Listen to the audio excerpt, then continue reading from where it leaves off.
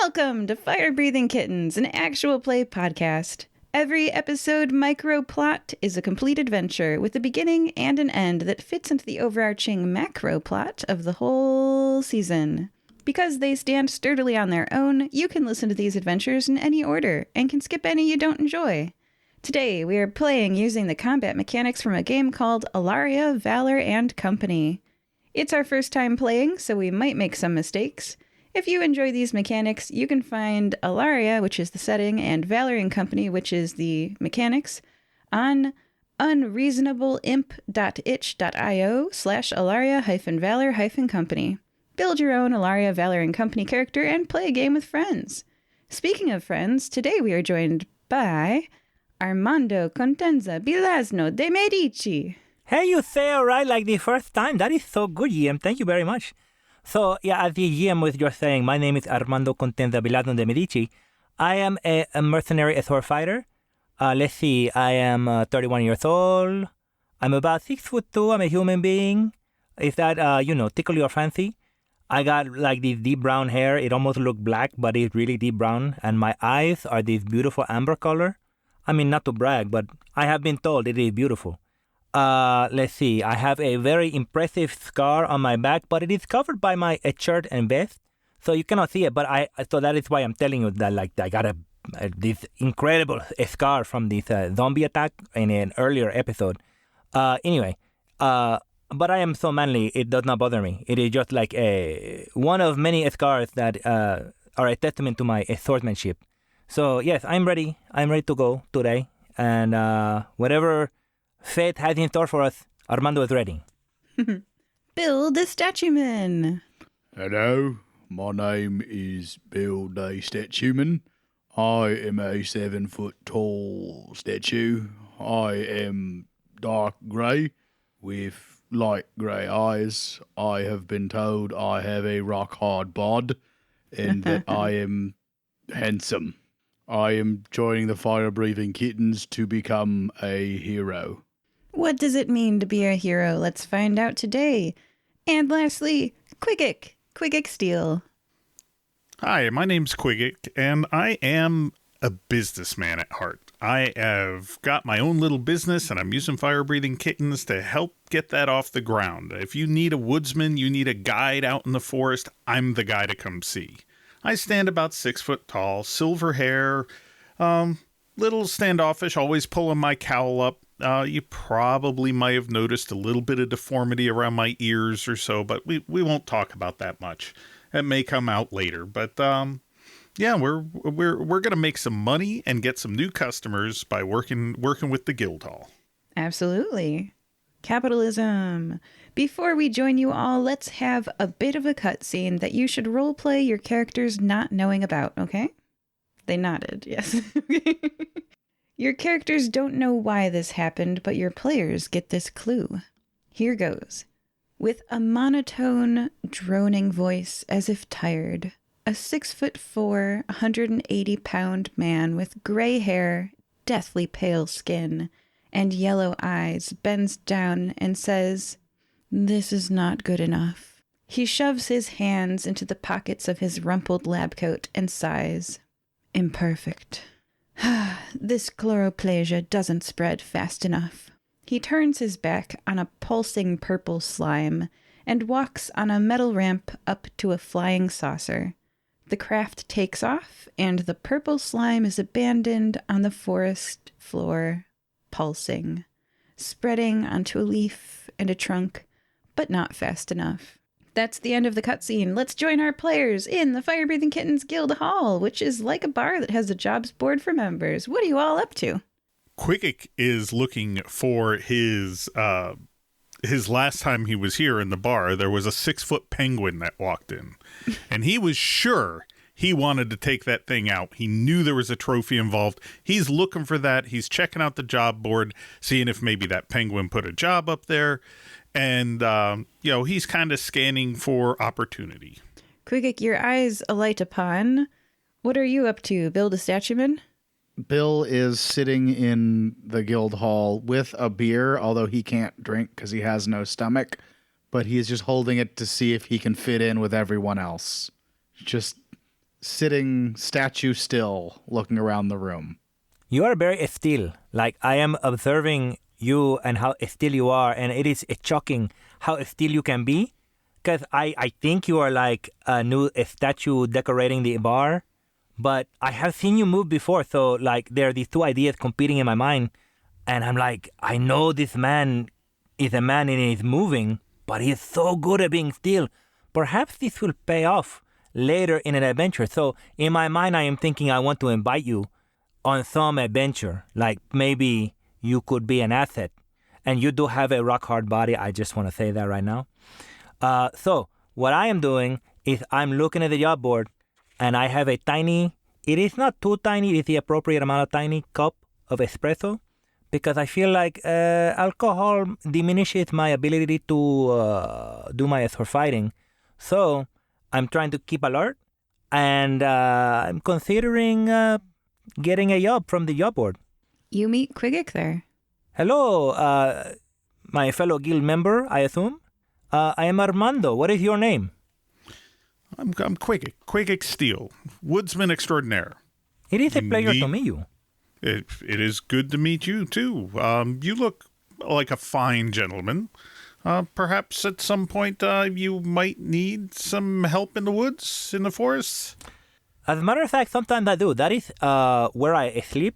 I traditionally camp in the forest. That is where I sleep at night. And sometimes there are mosquitoes, like all the time. And I am okay with an enemy that is that can be pierced with a rapier. But mosquitoes, they are too tiny. Like you try. We all have goals. I'm getting better. Like I can do flies. They are big enough. They are meaty enough. But mosquitoes are so tiny.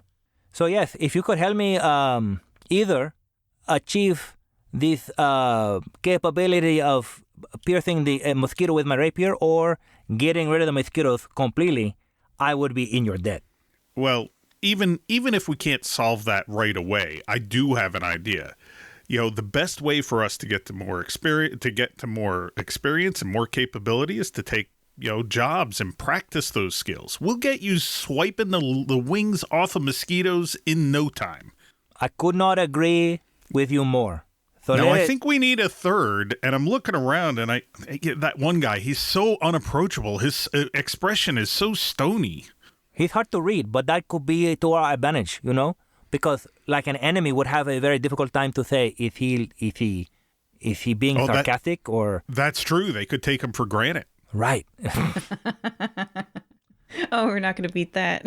End scene. I'm going to elbow you and say, that. Okay, I'm glad I'm working with you. The door to the guild hall opens. Bill, you see a familiar face. It's the human woman who you dropped the children off with. Waits for recognition. Recognition. Okay, good. Mm-hmm. She hands a money purse over to Nulisag, the guild leader, a 2-foot-tall dwarf, elderly man.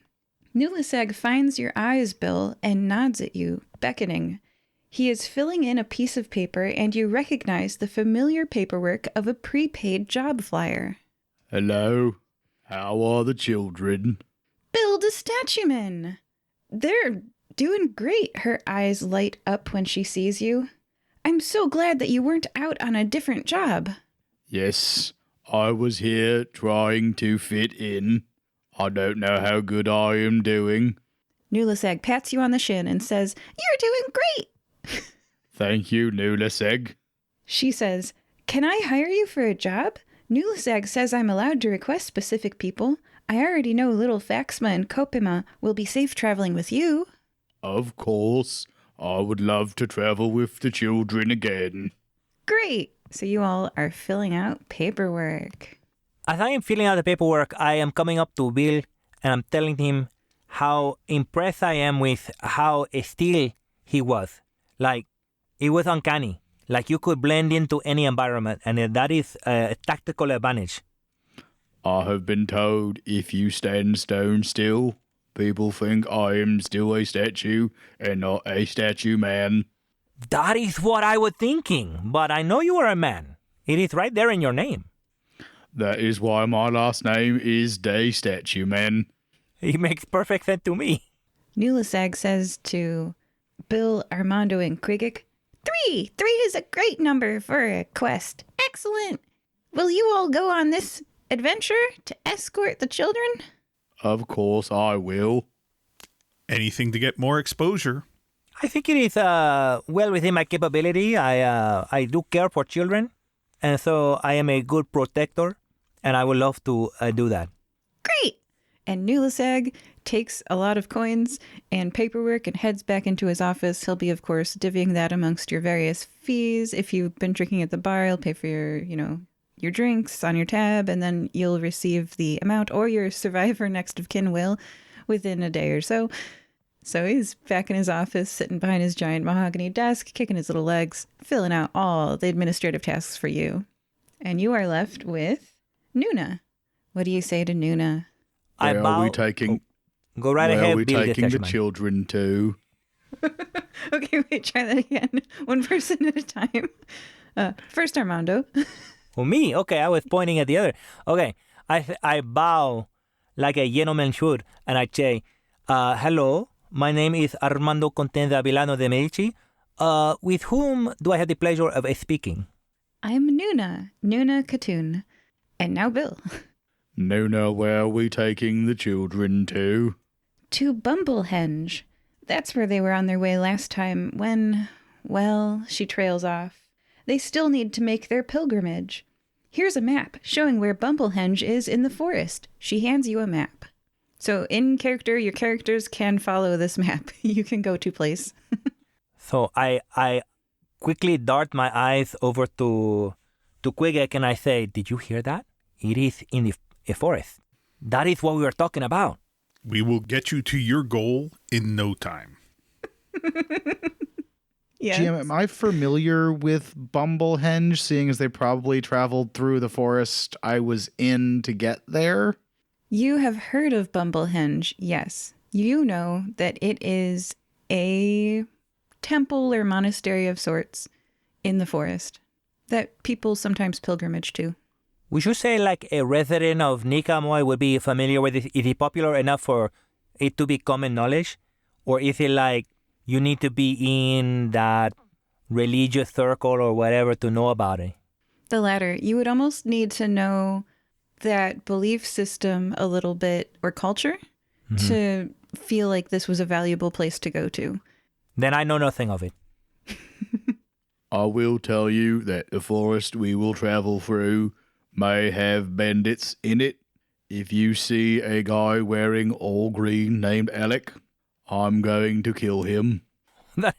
So you will kill him if we see him? I will kill him if I see him, and you should kill him if you see him. He is a very bad person, and I have been told that killing him would be heroic. Okay, so any... I'm glad you clarified that. I wasn't sure if we had to reserve the killing of him for you, and you wanted us to support your, mayhem and murder, or if you were okay with us killing him for you just as a thing. I would prefer to do it myself, but as long as I know he is dead, I am satisfied.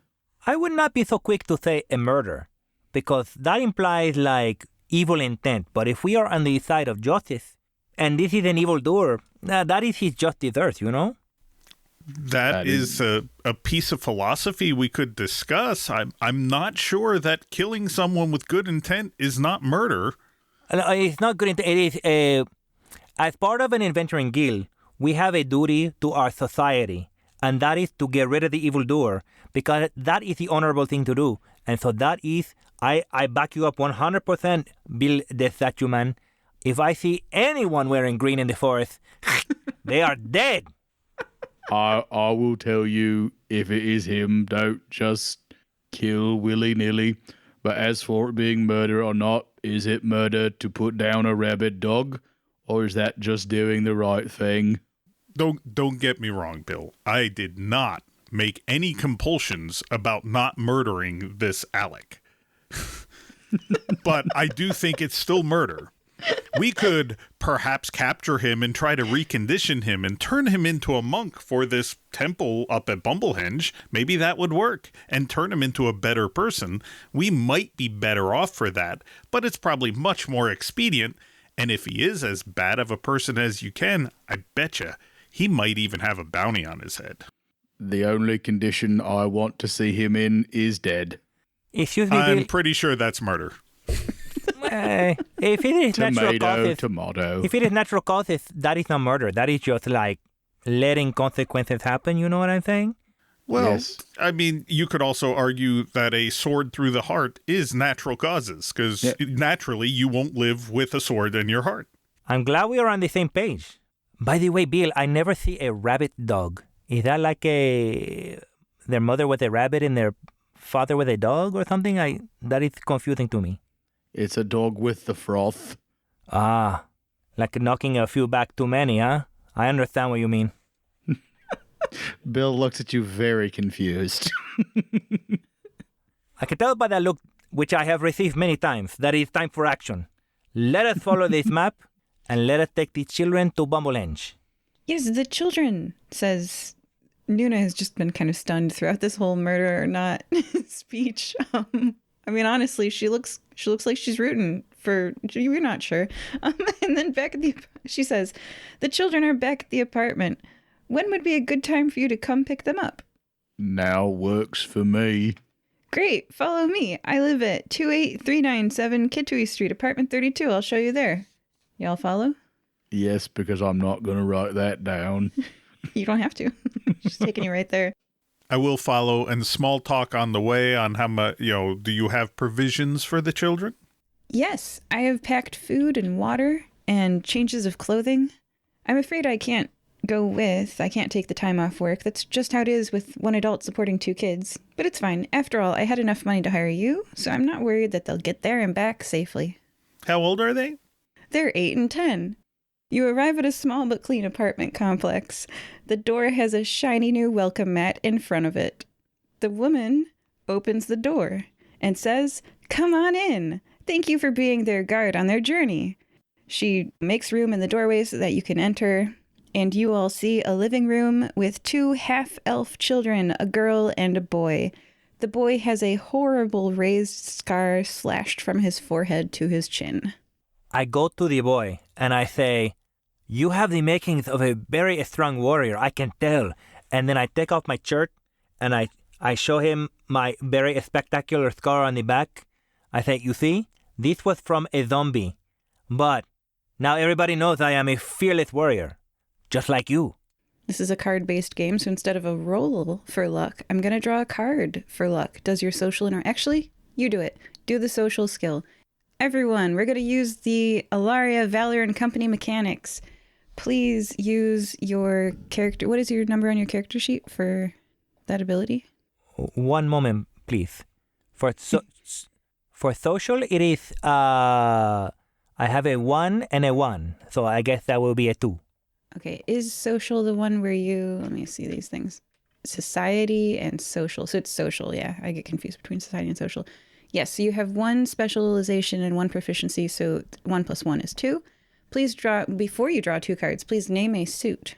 I'm going to name a spade. See if you get a spades with your 2 cards. That is a clove, and that is a diamond. I did not get a spade.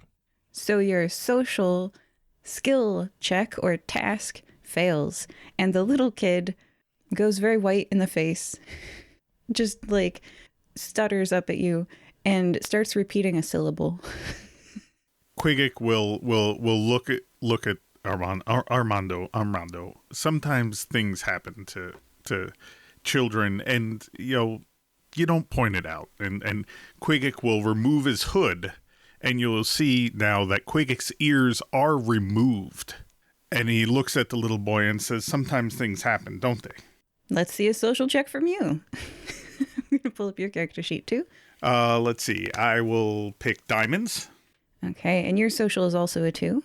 That is a heart, but that is a diamond. Hey, that is a diamond. So the little kid stops stuttering, and he looks up at your lack of ears and looks less like he's gonna pee his pants. And he takes that to heart. Did he have that scar from the encounter with Alec? Okay. Yes. What's his name again? Because I didn't name him in my backstory. Yes. His name is... this one is Faxma. Faksma. What was the little girl's name? Kopema. Kopema. Hello, Faxima and Kopema. Have you been good for your auntie? The little girl, she's 8 years old. She looks very distressed.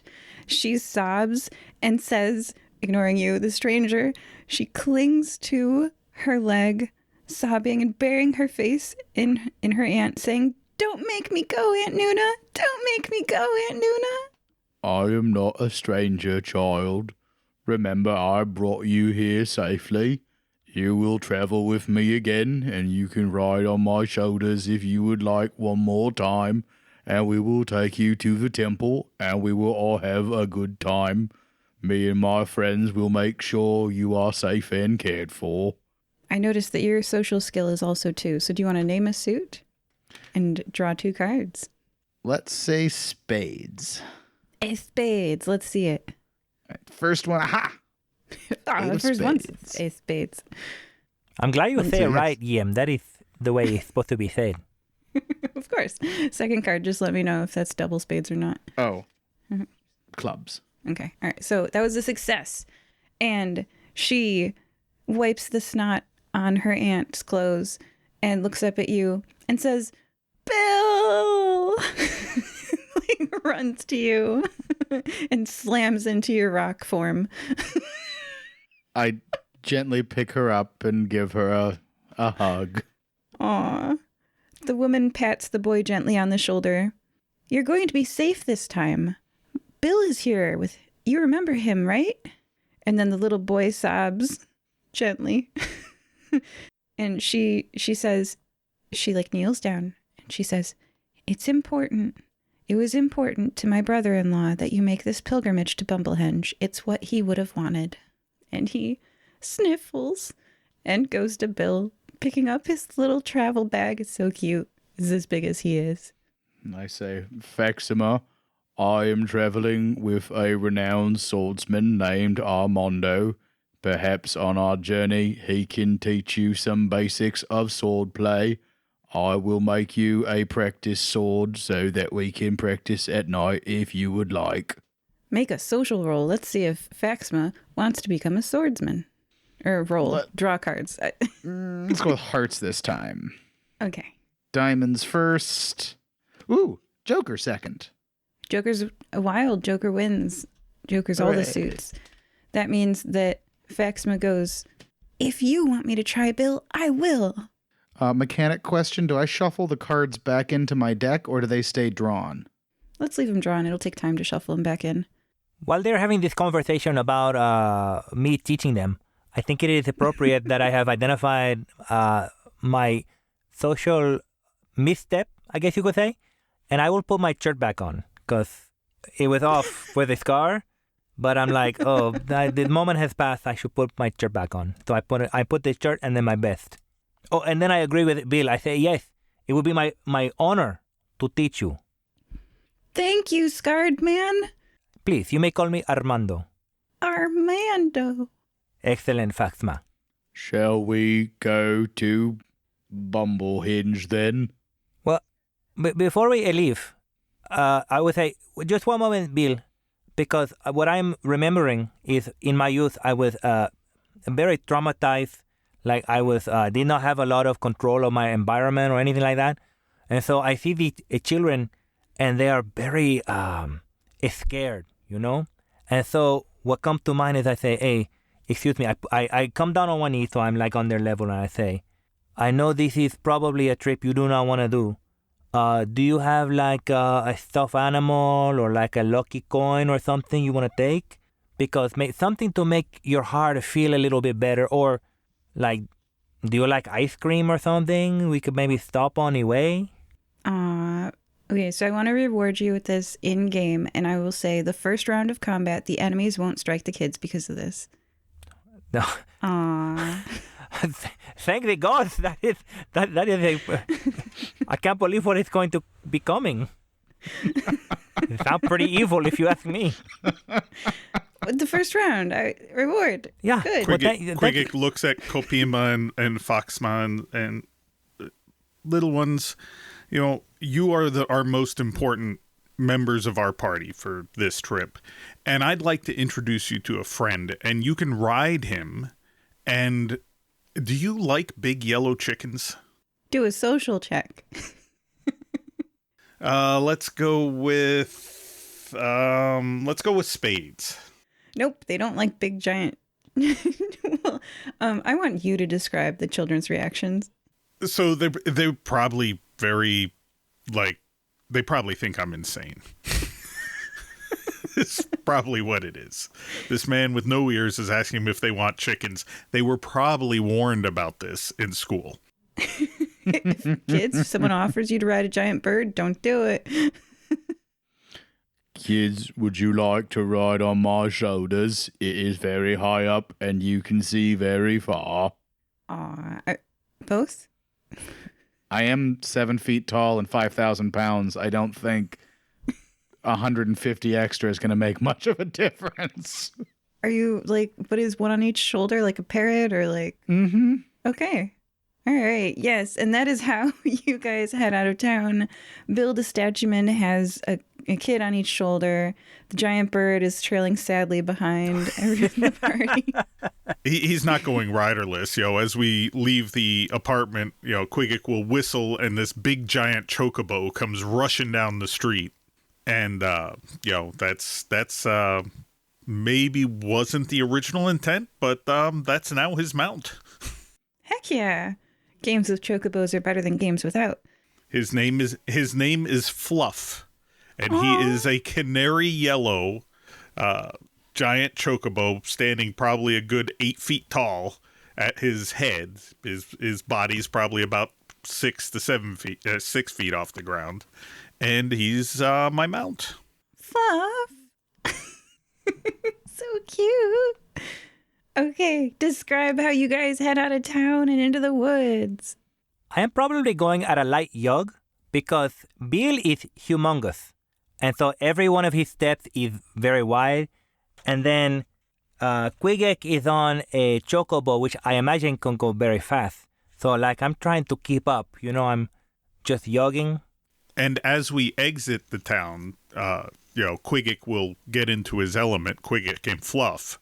And they will do the true scout thing because I am on a much faster mount. I'll be able to go up ahead, scout through, make sure there's no evil guy in green who we have to murder. Administer justice, we talk about it later. One thing I would like to address when the children fall asleep is what we do if we run into problems and how we are going to protect the children. But maybe not while they are awake and listening. Yeah, sure. It's your first night. Armando's dark brown hair, I picture you look a little bit like a Nico Montoya, is shoulder-length Probably, hair. yes, with a big mustache also, yeah. With the big mustache, yeah. It's flowing in the wind. It's now a bit tousled from hours of jogging. Qigiq's chocobo Fluff is, the feathers are fluffed up from the travel, and the kids are falling asleep. What do you guys discuss around the campfire? I can take all watch because I do not sleep. But in case we are attacked, as I am the biggest, perhaps the children shall get behind me, and you will be the first line of defense, and anyone that gets past you two, I will handle.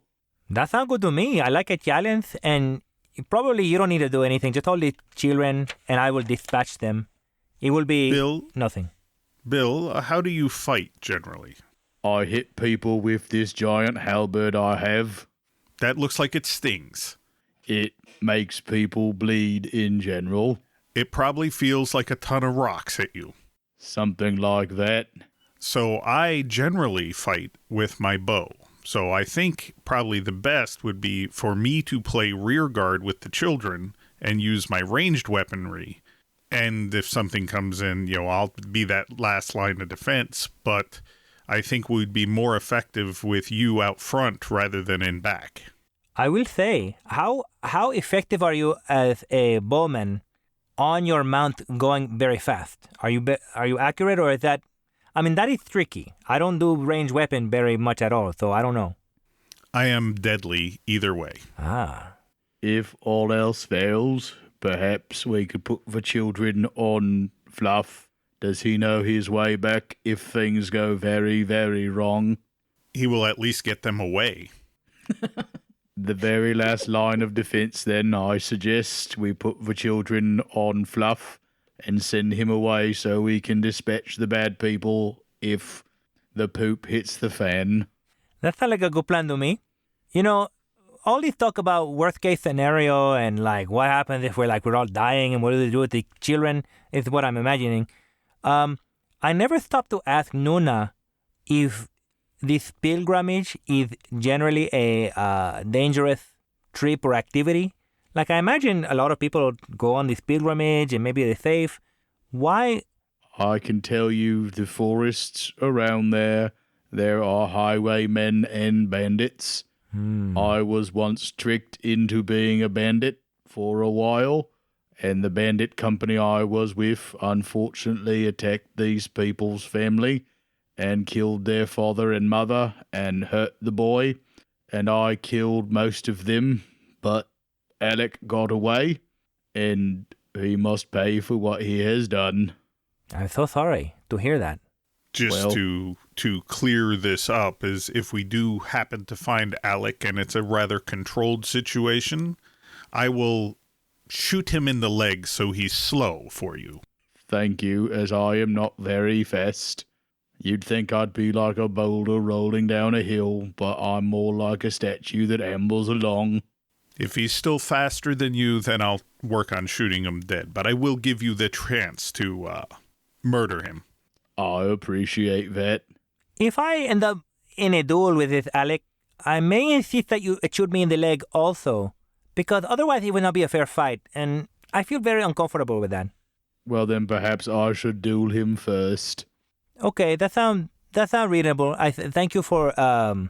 In the moment, this would have been a very difficult conversation to have, so I'm glad we are having it now. And why wouldn't you just, like, hop on one leg? Me shooting you in the leg is a drastic decision. It may seem that way, but I don't know. If I hop on one leg, am I really holding myself back as much as I should be? Or I don't know.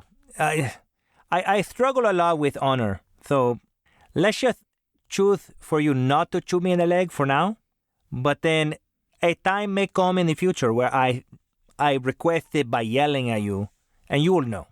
So hopefully we don't get our signals crossed at some point in the future, because I'd hate to shoot you in the leg when you wanted me to shoot, like, between your legs or shoot near you or just shoot the guy in front of you. We should come up with a code word that is very uncommon. So if I shout peanut butter cup, you know to shoot me in the leg.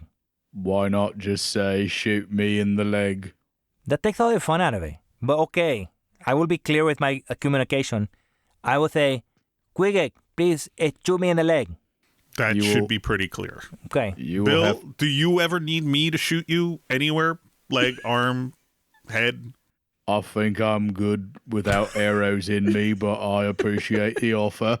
If you need me to hit you with my halberd for any reason, I suppose you could ask as well, but I'd prefer not to. I could, and I would also ask, if I ever ask you to hit me anywhere with your halberd, please take me to a doctor.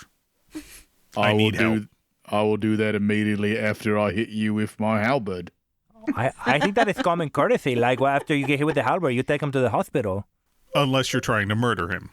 I told you it's not murder, it's justice. Potato, potato. Oh my gosh. With this lovely, lighthearted adventure, you guys fall asleep to this conversation. Well, not Bill, but, and that's how the first day wraps up. Good job. Good first day. No attacks from brigands or otherwise. It's the second day. You're almost there. Or an amount of time passes, Tell me something you guys do while you're in the woods traveling together. So absolutely, like I said, Qigiq's gonna fade from the party, go up ahead, look for signs of other people around. You know, if there are bandit and brigand problems, they're gonna be leaving trails, although might be concealed. I should be pretty good at finding those kinds of things with my skill set. Yes. Let's check. Let's not look at your character sheet. What would you use? It could for that? potentially be awareness, identify, or environment, or maybe even observe. Yeah, I'm looking at your character sheet and I see that you have a 3 in environment. It's pretty high, so let's go with that. That kind of fits. Okay, I'm going to go spades. Spades. Hearts. Diamonds. Joker. Very nice. Yeah, you do find a trail. It looks disused. What do you do? A trail of obvious woodmen. It's not deer. So it looks disused. It looks like they're crossing, like it's crossing our path, or is it not associated with our planned path? It crosses your path. Okay, I go back and warn Bill and Armando. Hey guys, I come back in. Fluff comes in, does his fluff things, and I come in. I say, "There's a path up ahead. Some woodsmen, not animal, been crossing our intended path. Definitely could be bandits. It could be this guy Alec. I didn't see anyone yet, but they're definitely in the area. Be aware."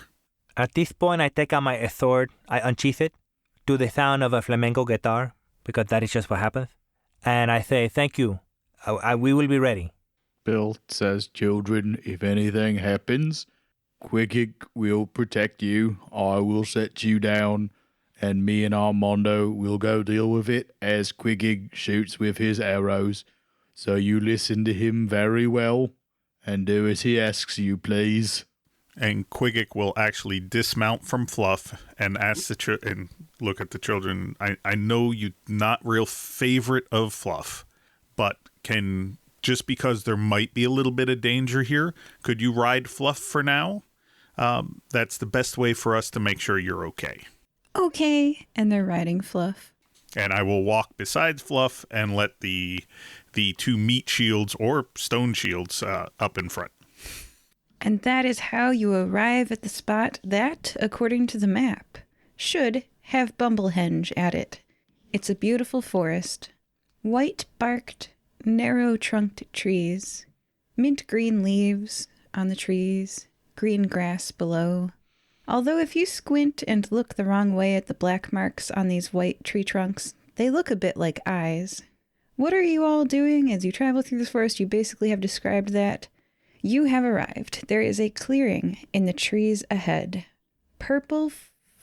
Since Bill has been in these woods before, and I have the Mountaineer backstory for mechanics in the game, do I recognize these trees? Are these trees that are actually native to this area? Yes, these trees are native to this area. They are also endemic. They aren't really found outside of this area. Okay, so they're not people that got turned into trees then. Oh my gosh. Are they enemies? They are I people will that got identify the trees. Oh yeah, let's see your identify skill. Draw. You have 4 cards. Oh my gosh. Yes, I do. Plus 2. Wait, is that 6 total? No, it's 4. Okay. I have a specialty of 2. Yeah, so you draw. Yeah, if you have a 4 proficiency and a 2. No. The proficiency is total. That's with the stats. Got it. Yeah, your character sheet's kind of okay. My character sheet's the official one. It does all that calculation by itself. Okay. Can I give him another advantage since I also have 2 proficiency in it? Oh, If good. You have- can assist. So the way this works, what's the name of the skill we're talking about? Was it identify? Identify. Identify. So you have no specialization in identify. Oh. Oh, Bill's okay. The character. specialist. Okay. Bill's player. Yeah. So you have 2 in proficiency. So if you have a point or more in specialization, you can assist by helping them draw an extra card. But it's weird. It's you draw a card, and then I can replace one of my cards with your cards. It's just an extra card draw. Yeah, pretty much. But it's from his deck, not my deck. Yep.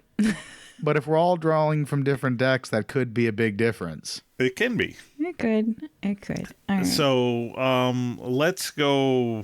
Still haven't seen spades a lot. Let's go spades again. Card counting comes in handy in this game. He's showing. Oh, go ahead and read them off to the listener.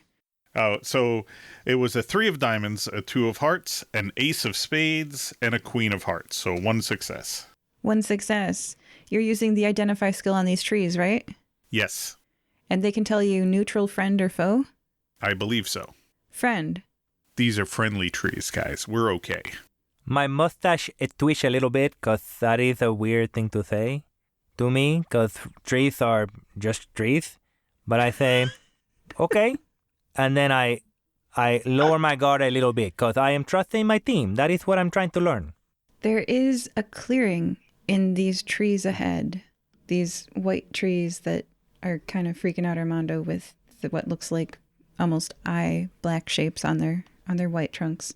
I mean, as the player, I'm also freaked out because I asked if these were people turned into trees, and you reacted with a laugh, which as the player makes me think these are people that got turned into trees. But as the character, No. I have no idea. 100% That does explain their they're not. friendliness. No, They could be they're friendly not. people. That was my laugh of, oh my, I have really freaked my players out. That was my laugh of, oh, they're not going to poke anything except with a 10-foot chicken stick. I've really scared them. My jamming has gone too far. I don't know. I got this like tenseness sometimes where my players are like, that tree's definitely people. And I'm like, no, there's weird stuff though. You're on the right track. Anyway, 100%. The trees are not Just people. as a player, I assume everything is trying to kill me in the world. Yes, not these trees though. They're friendly trees. These are friends. Okay. There is a clearing in the trees ahead. Purple flowers blossom at the base of a weathered statue. Friend of yours, Bill? No, not all statues know each other. What are you trying to say? I was asking if he was a friend of yours.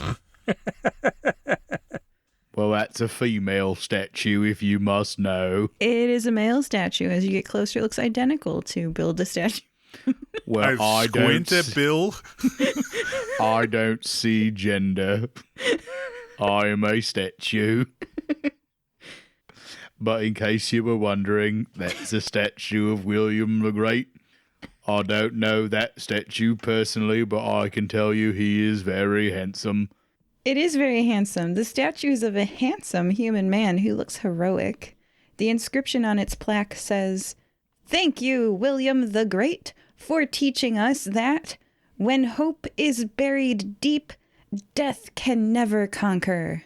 You guys might want to write that down. It's a puzzle. When hope is buried deep, death can never conquer. Children, are you familiar with Bramblehenge at all? Do you know if it is just this statue or if it is something else? Kopima says, "Oh no, it's definitely not just a statue." Do you know what it is supposed to be? Like, is it the purple flowers or just a clearing? I thought it was a person we talked to and learned stuff from. Bill walks over to the statue and goes, Hello, fellow statue. Are you also alive, or am I just talking to a rock? Do an awareness task. "That's 2. Let's go with diamonds." Can I assist? Do you have a specialization point in awareness? Yes, I do. Yes. Draw a card. Okay, so my first one is a 9 of spades. Second one is an ace of hearts, so no good there. And my assist gave you a 9 of spades you could trade in for, like, your 9 of spades. Ooh, so So, not aware at all. I'm gonna give you a failing forward, right? Like there's all those powered by the apocalypse, like you didn't completely fail, I'll give you something. And you notice that there's a line of stonewood. That's what it's called. There's a line of stonewood on the ground here. You can point that out to your possibly more aware party members if you want. There is a line of stonewood here. I don't know what it means, but if you would like to take a look, perhaps it is a clue. I would like to take a look at this line of stone wood and Yeah, try to what's figure it your out. skill check? My skill in which one? Observe or identify? Observe is for telling if people want to lie to you or not. Oh, this is an inanimate thing, so not observe. Identify is for telling whether or not it's your friend or foe. Oh, I see. Calculate is for finding out its battle stats. And awareness is for perception checking. Okay, I will use awareness then.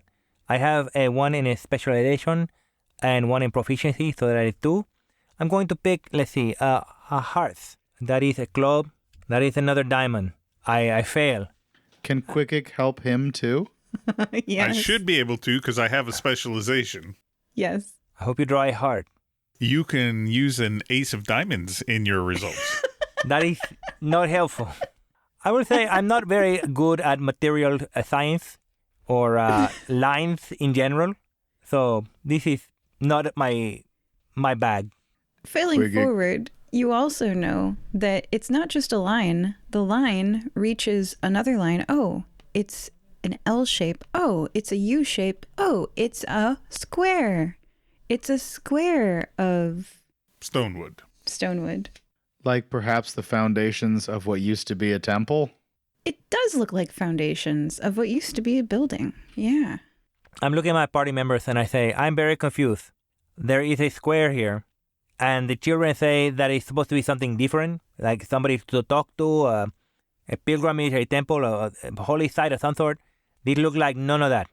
Armando, describe where you are. Everyone describe where you are in relation to the statue. Use movement units, which is about 5 feet, as your description of where you are. And I'm going to draw a little map for no particular reason. Is the statue in the middle of the square? Yes, it's like a circle of the clearing of purple flowers. Bill is standing probably 5 feet from the statue. 1 unit. Got it. And I was thinking Qigiq and Fluff are probably about 2 units away. Yeah, I'm not super close observing. I leave that intimacy between the rock people. Qigiq, 2 units from statue. Fluff and kids, 2 units from statue. I am probably at the corner of 2 of the stonewood, like where they meet and make a right angle.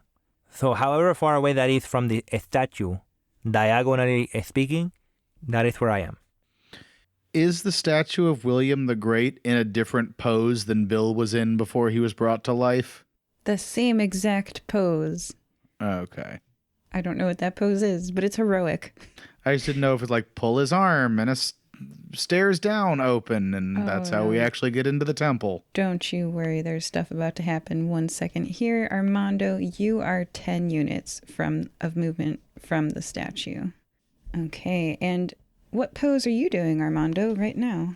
I am probably on one knee, like tracing my hand along the line of the square. Like, so my swords are achieved.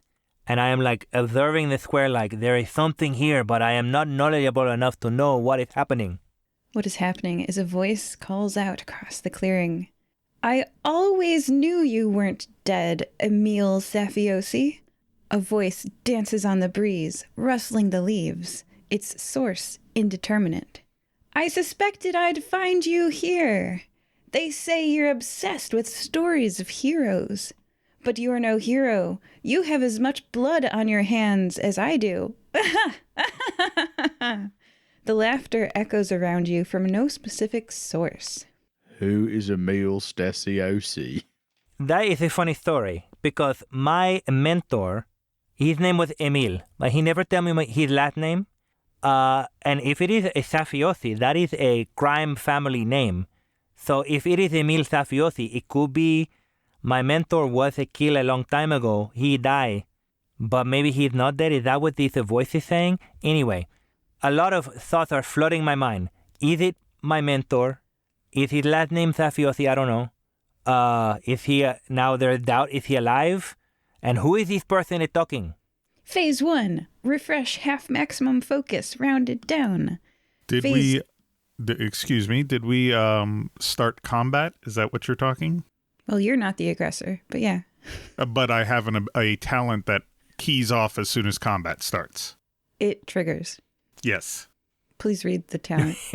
Lookout's readiness. Gain an awareness specialization, which is just part of the character sheet. Gain an immediate move action the moment combat starts. Draw and switch weapons without provoking as a swift action. Yes, and you can use that move action for you or Fluff. I don't care who. But I'm not aware of where that voice came from, correct? Correct. Stealth is 3 levels in this game that you know they exist, and then you like get to refresh your focus, but you don't know where they are, or you don't know where they are and you don't know they exist, which means you don't get any But we focus. know they exist, so we're in that known category. Yes. So you get your focus, you get your trigger, you can move. I will take the move action because I don't know which way to send Fluff, but I will go flanking to Fluff and move 5 movement units to the outside of the statue and switch to the bow, not provoking. Yeah, so we are going to use radial geometry for this combat, you guys. Whoa, so there's a distance of 0 at the statue, and there's a distance of X units away from the statue, and it's one line. If that At makes the sense. end, I'm 7. Yeah.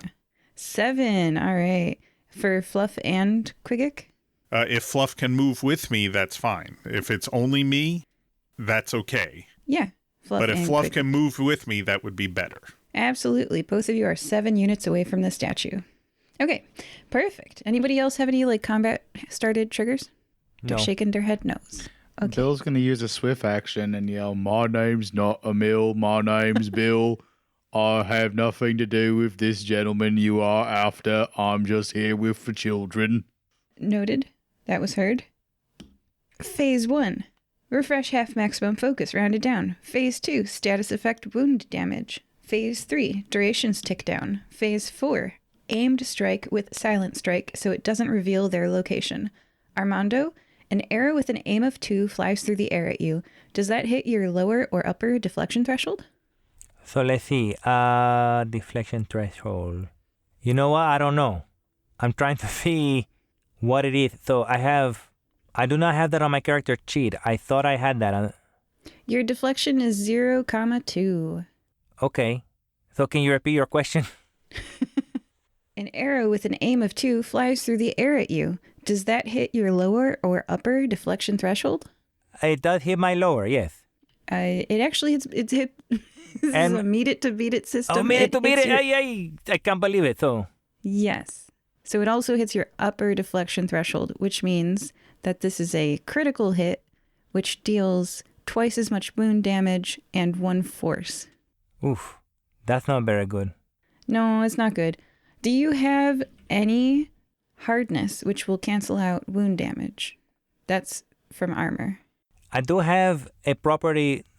Yes. So for my insulated suit, I have 1 hardness.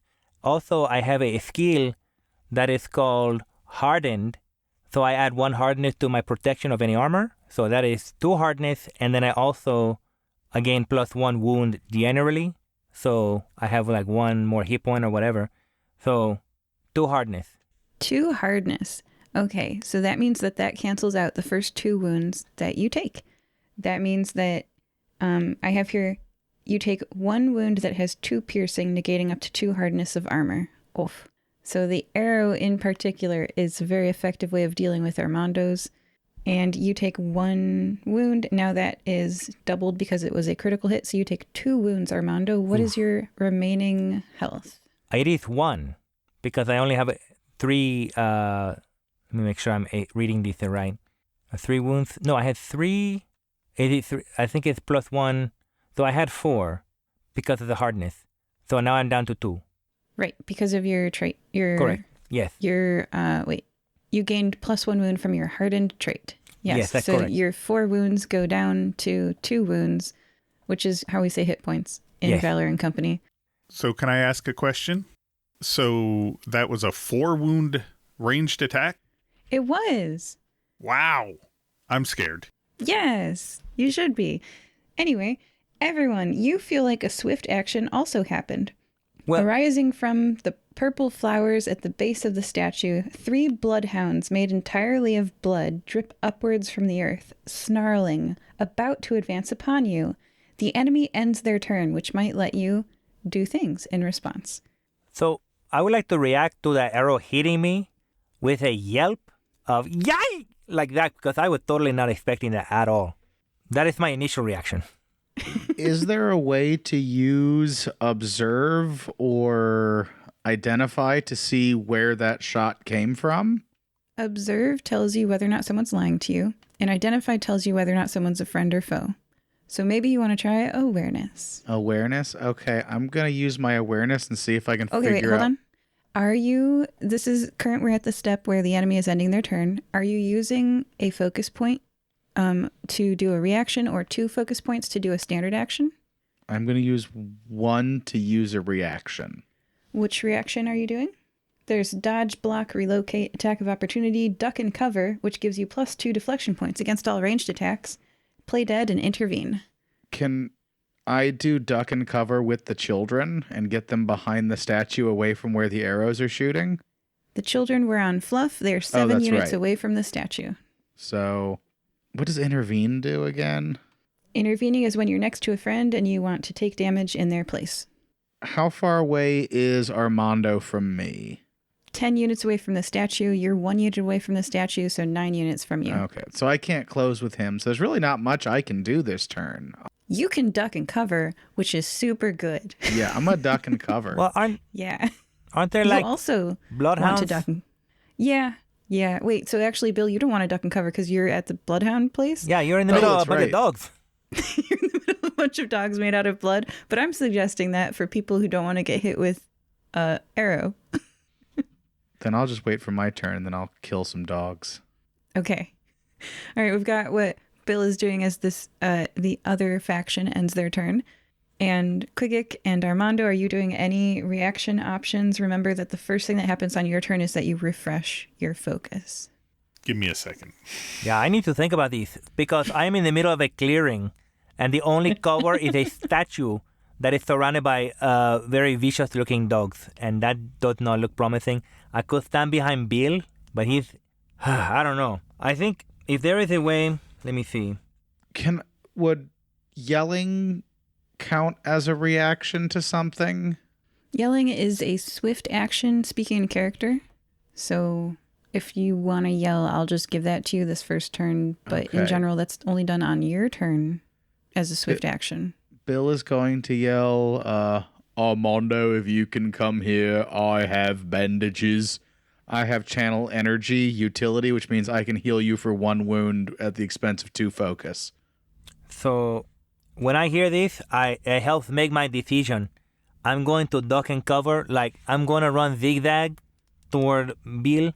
But, Wait, it's not your turn yet. well, that This is yeah. I'm just telling you my thought process. Yeah. So right now, duck and cover, and then I'm about to get ready to leap toward Bill. Okay.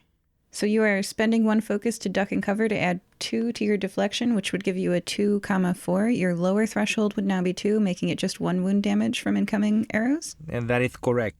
Okay. Quick player was shaking their head like, this game. All right. Armando ducks and covers behind the statue, making him much less likely to get hit by arrows. Quick. Spend 1 focus, Armando. That will refresh at the start of the turn when it's about to be the start of the turn.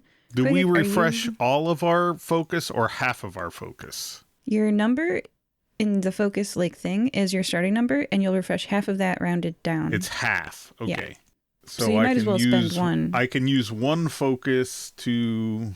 You can spend 1 focus to use a reaction, which includes dodging, blocking, relocating, attacks of opportunity, ducks and cover, plays dead, and intervene. But you can't use a swift action with that. A reaction is different than a swift action. That's true. Correct. All right. But you can use as 2 focus, you can do any action. Right, but then I have no focus. That's bad. Or I would only recover 1. That's bad. Question for you. Are Yeah. the dogs within my threatened area? You have not used your movement to set up an Overwatch area yet. Your movement is how you would set up an Overwatch area. So I sent you guys a 2-page list of all your movement options and stuff, and standard actions, swift actions, movement options, reaction options. Go ahead and read the Overwatch action, and then you can see what that threatened area is. Overwatch sets up an area, usually the length of your weapon that you are protecting. If an enemy enters that Overwatch area, that prompts an attack of opportunity. Attacks of opportunity are when you spend a focus point to do a single weapon attack. If an enemy inside your Overwatch area attacks a ranged weapon or tries to treat an ally or draws their weapon to fight you, those prompt an attack of opportunity, and you can attack them with a single weapon attack, and if you spend your focus. Well, I have a skill called Kill Zone. Enemies that are in your threatened... I guess I have to set that up first. Yes, so that's what I'm saying. On your turn, which we're not at yet, because it's a good idea in this game to react at the end, sort of like Magic the Gathering, when the enemy says, end of my turn, and you're like, I respond at the end of your turn. In this Alaria Valor and Company, you also want to do that to spend a focus, because it's about to refresh at the start of your turn. It's like, I have untapped mana, and I spend it before the start of my turn. So we have one person who has ducked and covered, very excellent use of a single focus. It's about to refresh. You guys might as well duck and cover, I'm just saying. It doesn't wear off. I'm going to reposition. Reposition? Okay. And I will leave fluff relocate. Because relocate. Okay, you No, use up the reposition half. is a reaction. Move half your speed after an enemy action. Yeah, that's called relocate. Reposition on the sheet I'm looking at. Anyway, Yes. whatever. As long as it's half your movement, sounds great to me. Where do you move? I am going to be at 9 units, working my way out to the ring, Yes. and separating from the children, because I'm hoping they're going to attack combatants before children. Now that's a hope. We'll see. We did I get a did promise you guys, Yeah. So I the think first round of attacks, I said I would not attack the kids because of the stuffed animal kindness. Yeah, the first round, which is ending. I'll give you one more. That was the surprise round. Anyway, so you are 9 units away from the statue. Fluff is 9 units away from the statue, and they're in different directions. Right. Great. Okay. One last person has not used a focus point. Are you interested in using a focus point? I mean, It is I about may to as refresh. well duck and cover. Yes, that's what I'm suggesting. Yes, that is an excellent decision. Add 2 to your deflection. Now you're at 2,4. It changes the incoming arrow from a critical hit to a normal hit. What are you ducking and covering behind, Bill? The statue. The statue, I guess. Okay. And Armando, did you use a focus? yes, I duck and cover. I was the first one to Yes. do that. Excellent. All right. We've all reacted. Now it is officially the start of your faction's turn. Here's what happens on your turn. First, you refresh half of your maximum focus rounded down. I think that is 1 for Bill, refreshes 1. Qigiq refreshes 1. And Armando, I closed your character sheet. It refreshed Fluff one also. refreshed 1. Yeah. 1. Okay, there we go. I opened it back up. Yes. All right. Now, you can technically go above your maximum focus for 1 round. Whatever. The rules were a little bit vague on that, so don't worry. You can bank it a little bit. It's a little flexible, I think, as far as the practice rules are written. Now, any status effect wounds happen. Like if you were poisoned, you'd take a poison damage. Nobody's poisoned. Any durations will tick down. Like if that was poisoned 1, it would go to poison 0, and anything with a 0 ends. Next up, combatants on the same side can go. You have 1 standard action, 1 swift action, and 1 movement, and you can use those in any order that you want, but all three of you get all 3 things. There are 3 bloodhounds, literally blood in the shape of a hound, at the location of the statue, and there is an unseen archer.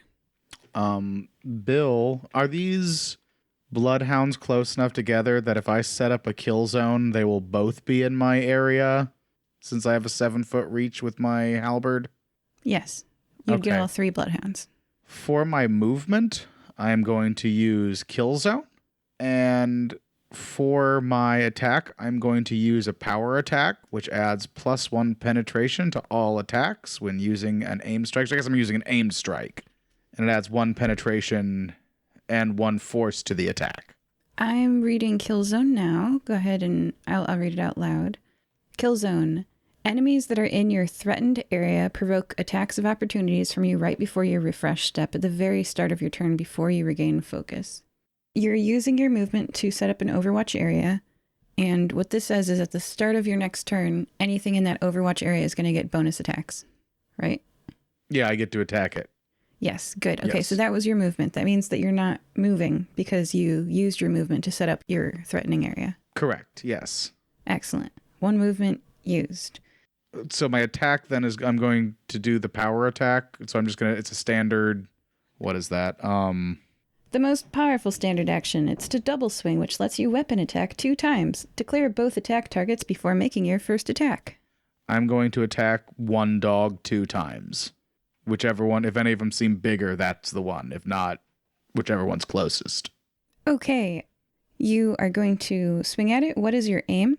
My aim is 1.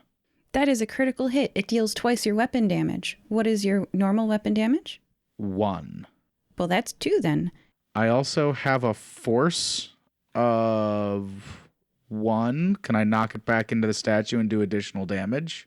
Yes, and because it's a critical, you get an extra force. You force with a force of 2. So describe as this bloodhound does not survive. This is a 4 damage attack. With the first swing of your halberd, you dealt 4 damage to this bloodhound and sent it flying back into the statue. Go ahead and describe that. It is no more. It looks like a golf swing from all exterior views. Bill picks up his halberd and swings it in a big arc and just knocks the thing. He doesn't even use the sharp side of the blade. He uses the flat side of the blade and hits it so hard it hits the statue and then just explodes in a shower of blood against the statue. And you are right there, so you get blood on you too. Yeah, and then you hear Bill yell, 4. The number of damage you dealt. Okay, and your second hit, you declared them both on that one enemy, so your second hit is a miss. He spits on it. Okay. Are you going to take a swift action? I don't think there's any swift actions that would behoove me. Let me double check. There's clear, which costs can will. I help? Resolute, which costs will, and a... Yep. Swift action of search to find something hidden or keep track of currently observed opponent until the end of your next turn. You may want to search for the boa. Yes, I would like to search for the guy shooting. It's a lady. The Yeah. person. Okay. Yeah. What is search? Does that use a skill? Is that the awareness skill? Well, it's you may either use your observe specialization or your identify specialization to your scanner hand. I Right. have So neither that's the of advanced those combat things. rules. We're just going to go with it's your awareness skill. So you can Okay. use awareness as a swift action because yeah. Okay. I'm going to say, let's go with spades. I've been drawing a lot of spades. Let's see what happens. Ooh, a 7 of spades and a 4 of spades. Well, hot diggity. That is a success, a critical success. You see an archer up in a tree. They are about 10 units away from the statue, which I'm going to say is where the trees begin. And I guess I've used my swift action, so I can't tell anybody else where she is. Yeah, you can. Go ahead. I point and go, there she is. Does that bring her to observed for everyone, or do we each have to do a swift action to find her? Pointing brings her to observed for everybody. Thank you, Bill. You're welcome. So she is 10 units away from the statue, like me. So are we Yes. next to each other, or is it like opposite sides of the statue? I'm going to say you're 10 units apart. She's kind of rotated around a little bit, you know. It's like a radius, Yeah. just a different... Okay. Yeah, sure. Well, I cannot close on any of the enemies. So I am 9 units away from the bloodhounds and 10 units away from this archer lady. And what's your movement? A 7. Yeah, so that means that with the advanced standard action, you can close on any enemy you want. Go ahead and read that advanced standard action out loud. Yes, I must have overlooked it. Hold on. It says moving your movement speed and attacking at the end of the movement. When coupled with your normal movement, the advanced standard action gets you 1 attack and 2 movements overall in your turn, letting you reach an opponent that was very far away. So it would be 14 movement, but instead of the double attack, it's 1 attack. Exactly. Okay, so that is going to be my standard action. I would like to advance on the archer because I got an arrow sticking out of me, and that is very uncomfortable. And I'll say, Makes sense. I'll say, excuse me, I am not Emil. And my sword was in my hand since before we got in the clearing. So I would like to try to, I'm going to attack this lady. Because she shot an arrow at me. That is justified, right? You're all like, we're going to murder this green wearing guy as soon as we see him. But I don't know about hitting this lady who shot me half to death. It could be miscommunication because she think I'm somebody else, you know? Anyway. Yeah, I get it. As I'm advancing, I'm going to use my swift action to be speaking and say, I am not Emil. I am not Emil.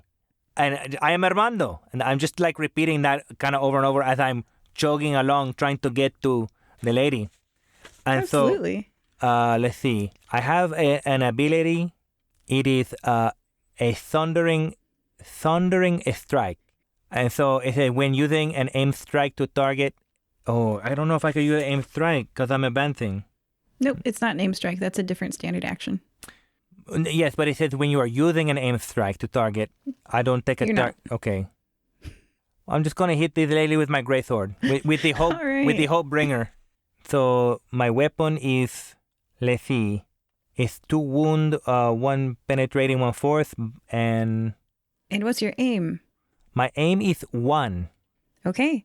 You swing your sword, your very big, great sword that would deal 2 wounds. Whoa, just as much as you've received. It would be fair. And with an aim of 1, you miss her lower deflection threshold. And it is a glancing blow. If you deal 4 glancing blows in 1 turn, it deals 1 wound. Aha. Well, that is embarrassing. I'm going to blame the arrow sticking out of my my arm. But everybody else has some information now. It will take more than an aim of 1 to hit this assassin. Qigiq. Oh yeah, do you have a swift action before the end of your turn? Well, the swift action was you've been shouting, yeah. Speaking, yeah. I don't have, but a bonus action. No, yeah, you're good. You did everything. Yeah. So, Qigiq, you're the last to act. The assassin's been pointed out. One of the dogs is returned to its ether. What is my range from assassin? Now, you were 9 units away from the statue. I'm going to give you your choice of units. Maybe I'm going to go 5. Because it's... I'm only 5? Yeah, let's go 5. That's wonderful. Yeah. So I am going to take an aimed shot with the bow. I'm not going to call it because I think I want it to be aim 2 because you've given things away. But I am within my point blank range. So first I'm going to take standard action of an aimed action with my bow at her, which is an aim of 2 attack. Yeah, well, it adds 2 to your aim. So your aim was 1, so you add 2, so now you're at it's 3 3 aim. Yes. Now that does meet or beat her lower deflection threshold, so you hit with your normal wound damage. Which is 1 wound, 3 penetration, 0 force. Ooh, the penetration was needed. She did have 2 hardness of brigandine armor on. So that means that she takes a wound. Noted. And I reduced her number of wounds down. And you said force applied? My force goes to 0 because it's normally -1. I get 1 added, so it's at 0. It's not going to knock her out of the tree. Not going to knock her out of the tree with 0 force. I need a magical bow or something to do that. She rears back upon taking the blow, shaking her head. Instead of blood, purple slowly oozes out of the assassin. And her eyes, you're close enough to see her eyes, Armando. Her eyes are clouded with purple. And then I will do my move action and fade away from her to 7 units from her, staying in the same concentric circle. So I'm still 9 away from the statue, but 7 away from her. Got it. I wrote that down. And Fluff will go his full 6 as far away from her and the bloodhounds as possible. 15 away for Fluff. I like that you guys protected the kids. One of the potential outcomes for this story is that you got the kids killed, and I have to read that, and I would be like, oh. But one of the other outcomes that I could read at the end of this adventure is the kids lived. And so You would have gotten one of these. Well, that's what I'm saying. I'm glad you guys protected the kids. he vaguely threatened an X card. Yeah, I'm glad you didn't let the So kids be yeah, killed. the 7 is intentional because I know that's where point blank range. I'm outside of that. And swift action. We'll just simply call across to Bill. Bill, you got the dogs? He gives you the thumbs up. And is that the end of your faction's turn? Yes. I believe so. Yes, I believe so. Yes. Okay. The assassin bleeds purple. Purple slowly oozes out of the assassin, their eyes clear from the purple haze.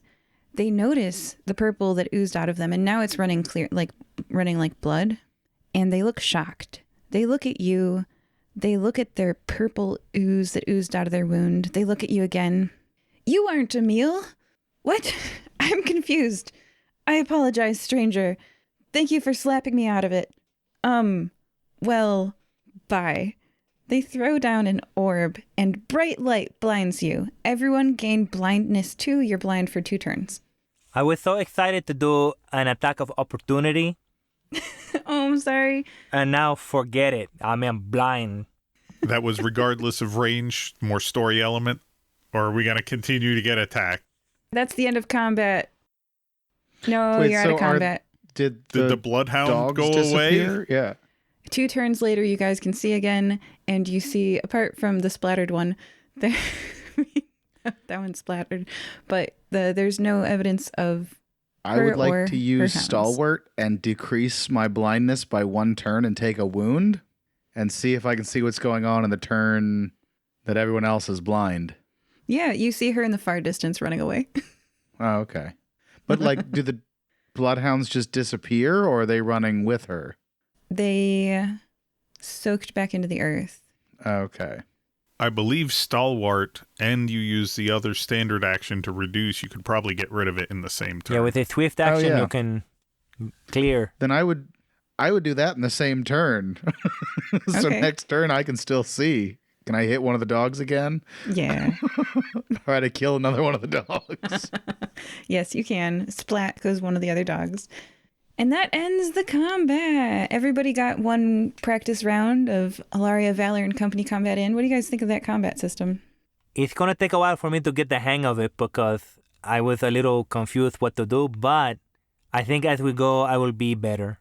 I like its elements that are very chess-like because it's all known information. As you discover things you can plan, like the fact that we knew we needed an aim of at least 2 to hit her. But I don't like the no randomization in the combat. It makes it feel very mechanical. It seems it is simple in its execution.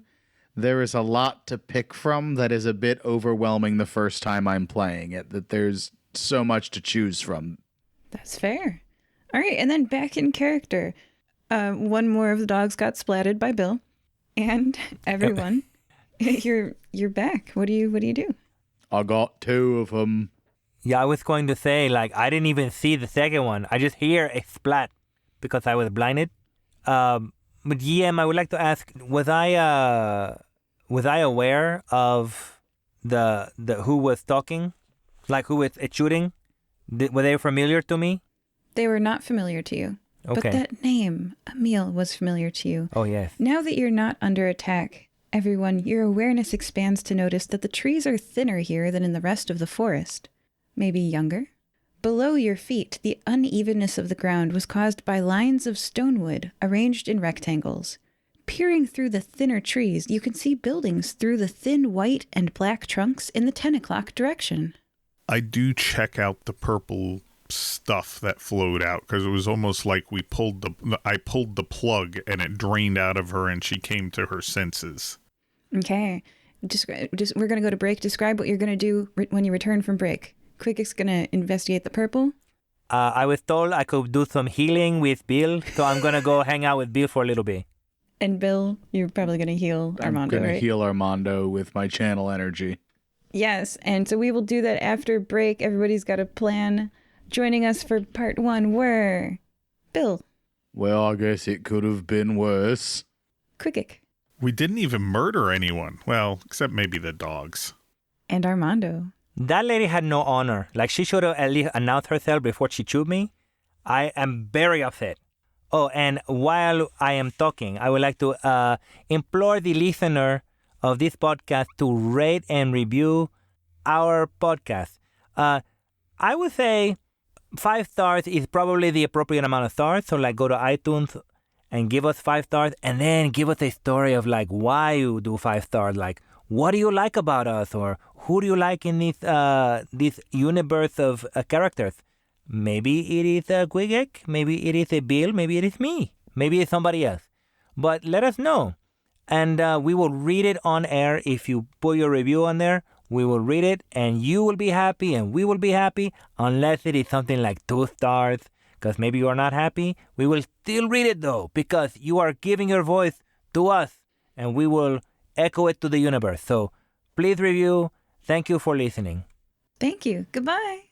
Bye-bye. Bye. Today's mid-episode shout-out is, quote, I wanted to say thank you to my Athens Middle School librarian, Shuri, for nurturing my children's love of books and knowledge. Your dedication to literacy is inspiring. End quote. You can arrange for us to read your shout-out at firebreathingkittenspodcast.com. We also sell books, which that is good. Yes, for librarian, we sell paper books and hardcovers and audiobooks and ebooks of our adventures on Amazon and Audible. Is there an episode of Fire Breathing Kittens that would make someone you know smile? Telling them about it would help us grow. Thank you. Welcome back to Fire Breathing Kittens podcast. Today we're playing Alaria Valor and Company. I'm going to draw a card. I've drawn this card. You all see me holding up the card. I'll flip it over, and whoever has the same suit as this card is the person who gets to tell us what happened last time. What are y'all suits? Clubs. Diamonds. Draw a card. Oh, we draw a card? Draw a card. Oh, clubs. Oh, clubs. A spade. Okay, so we have to do that again because I drew clubs. It's now between Bill and Qigiq. We're going to do that one more time. I drew a card. Bill and Qigiq. Armando leans back in size. Hearts. Okay. Clubs. Diamonds, no match to anybody. We're going to draw one more card. In this game, when you do a skill check and it's a tie, like an opposed skill check, you just do it again. All right. Got a card. Everybody? Hearts. Also not a match. It's a diamond. All right. One more time. See, we will reshuffle. I will just recap. Well, all right. Let's one more time. Ready? I've got hearts. Hearts. There we go. All right, Bill. What happened last time on Fire Breathing Kittens since we both drew a hearts card? It didn't take long at all. So we got hired by Nuna, who is the caretaker of 2 children, Faxima and Kopima. Am I pronouncing that right? Yes, last name Sheen. Sheem, who were Sheen. kids that Bill Fax had machine. rescued. Copy machine. Okay.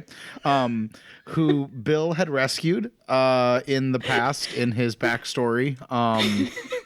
They were hired to, the Fire Breathing Kittens had been hired to take the kids to the Bumblehenge, which is a pilgrimage they were supposed to go on.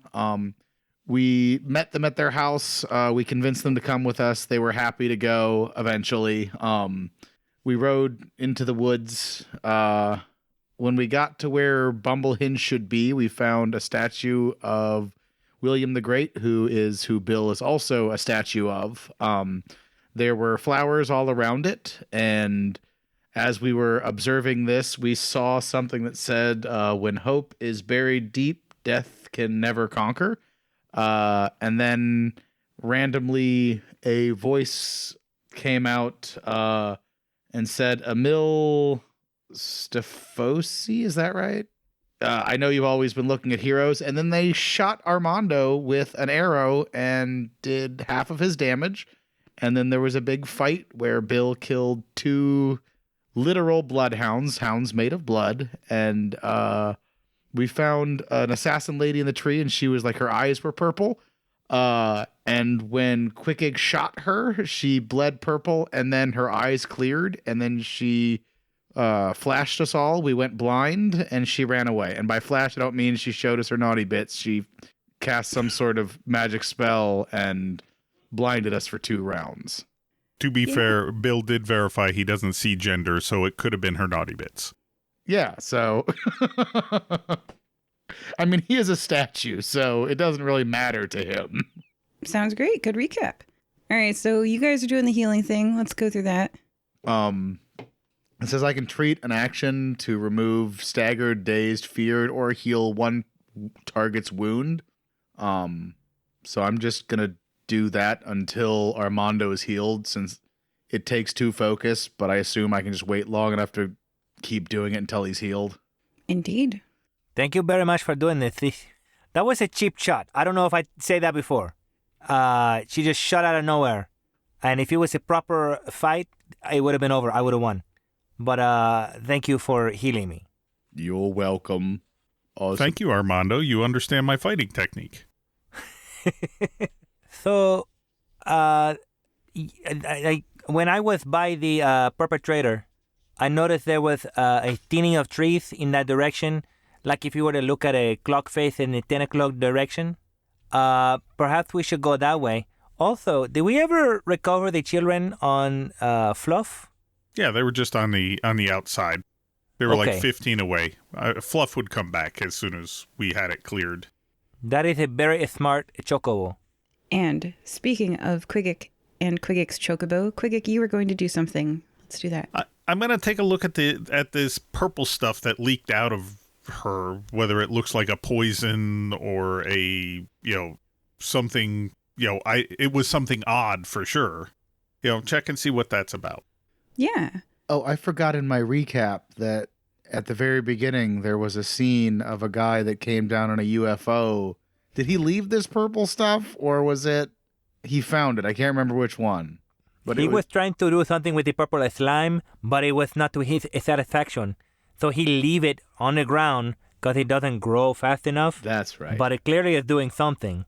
But our characters don't know that. That was We know nothing. He Yeah. said something about chloroplaza, but that's all I wrote down some notes that made no sense to me. Yeah. And that, for the long form story for this season, is Hortense. Hortense Vise. Fennis's arch nemesis. 6'4", 180 pounds, gray, yellow eyes. Indeed. Now you're acquainted. Anyway, so that purple stuff. It is half, embedded in the white bark of a tree. So it stained. It looks like some sort of purple liquid. It's sort of like, have you guys ever gotten a dollar store squishy ball? And you can, squeeze it and it, expands out in the region that you're not squeezing. So, it's like a stress ball or, and it, and especially the ones with, the strings on them that are gooey hand strings. It's like that. And now it's, amoeboing itself into the tree bark as you watch. And it's moving. And it's trying to climb inside the tree. So it seems to be volatile. Volatile means it rises up into the air. Not so much. Okay. It's like a thickness level, I'd say. If you're talking a slime YouTube channel, this does would be it pass the definition of life? Well, that's an interesting question. Do you or I are viruses live? But for thickness anyway. So this thing is the thickness of you could slice it with a knife and it would cut in half. And it is trying to work its way into the tree? Yes, it is. Moving right now as you watch it. Okay, Bill is going to take his halberd and try to scrape it off the tree onto his halberd. You slice it in half. There are now 2. One of them is in the tree and one of them is on your halberd. Do any of you have fire that we could burn this thing with? Because I don't like the look of it. You want to burn your halberd?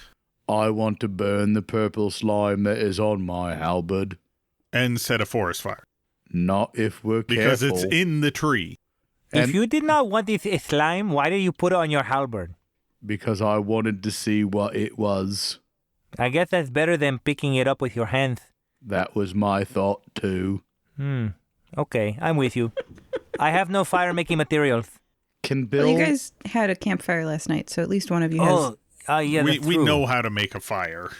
Let's make Yeah, I a camp every night. That's right. You live outside. let's Yeah, make a I would say, yeah. Let's go to the clearing and make a fire.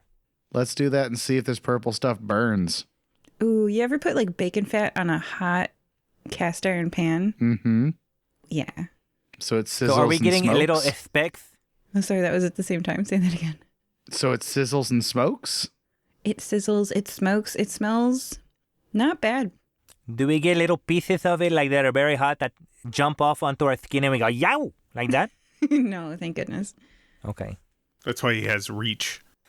Well, I was thinking I would like hold my halberd over the fire and like basically cook it on my halberd so we don't have to touch it and it doesn't go directly into the fire so we can see what happens to it. Because obviously hitting it isn't going to end it. So let's see if we can burn it. Oh, yeah. It blisters. The bubble raises up on its skin and then it chars. Like the bubble doesn't pop. It turns black and very firm. Bill's going to scrape it off on the statue to get it off his halberd. Yeah, the little black crispy flakes flake off into just dust. So What do we do about the tree? Cut it down and burn it as well. The tree was our friend. That was those earlier trees.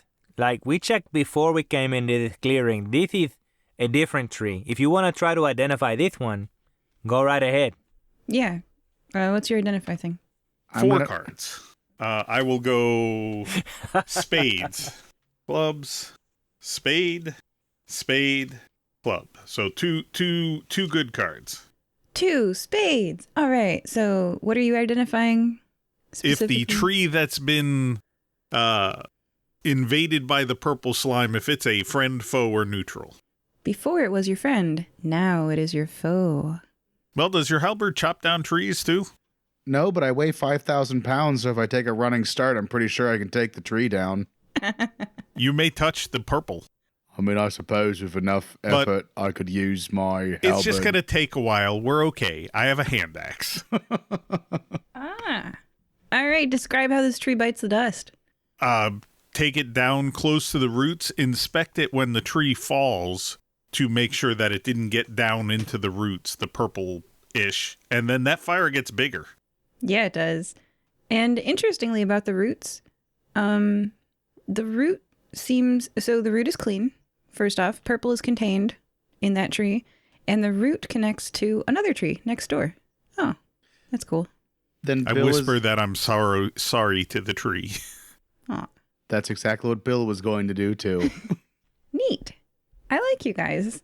You're very respectful, and you save the children. What nice adventurers I have. I would like to say, what does this purple slime have against Qigiq, or me, or Bill? Like, what do we do to make it so angry that we are now foes? I mean, it could ignore us if it wanted to, and we could be neutral. But To be honest, the purple slime that was in the girl really didn't like you. it wasn't even me. It was But somebody now else. the tree doesn't like me, but the tree is now cinder. Maybe it has trauma in its past, like when it was a child slime, and it's just lashing out at everybody. Earlier in the episode, we will murder that guy wearing green. Later in the episode, understand the childhood trauma of the purple slime. Look, life is complicated, okay, Yim? We need different solutions for different situations. I mean, Bill's still going to burn it, whether it had childhood trauma or not. It does not excuse shooting my friend.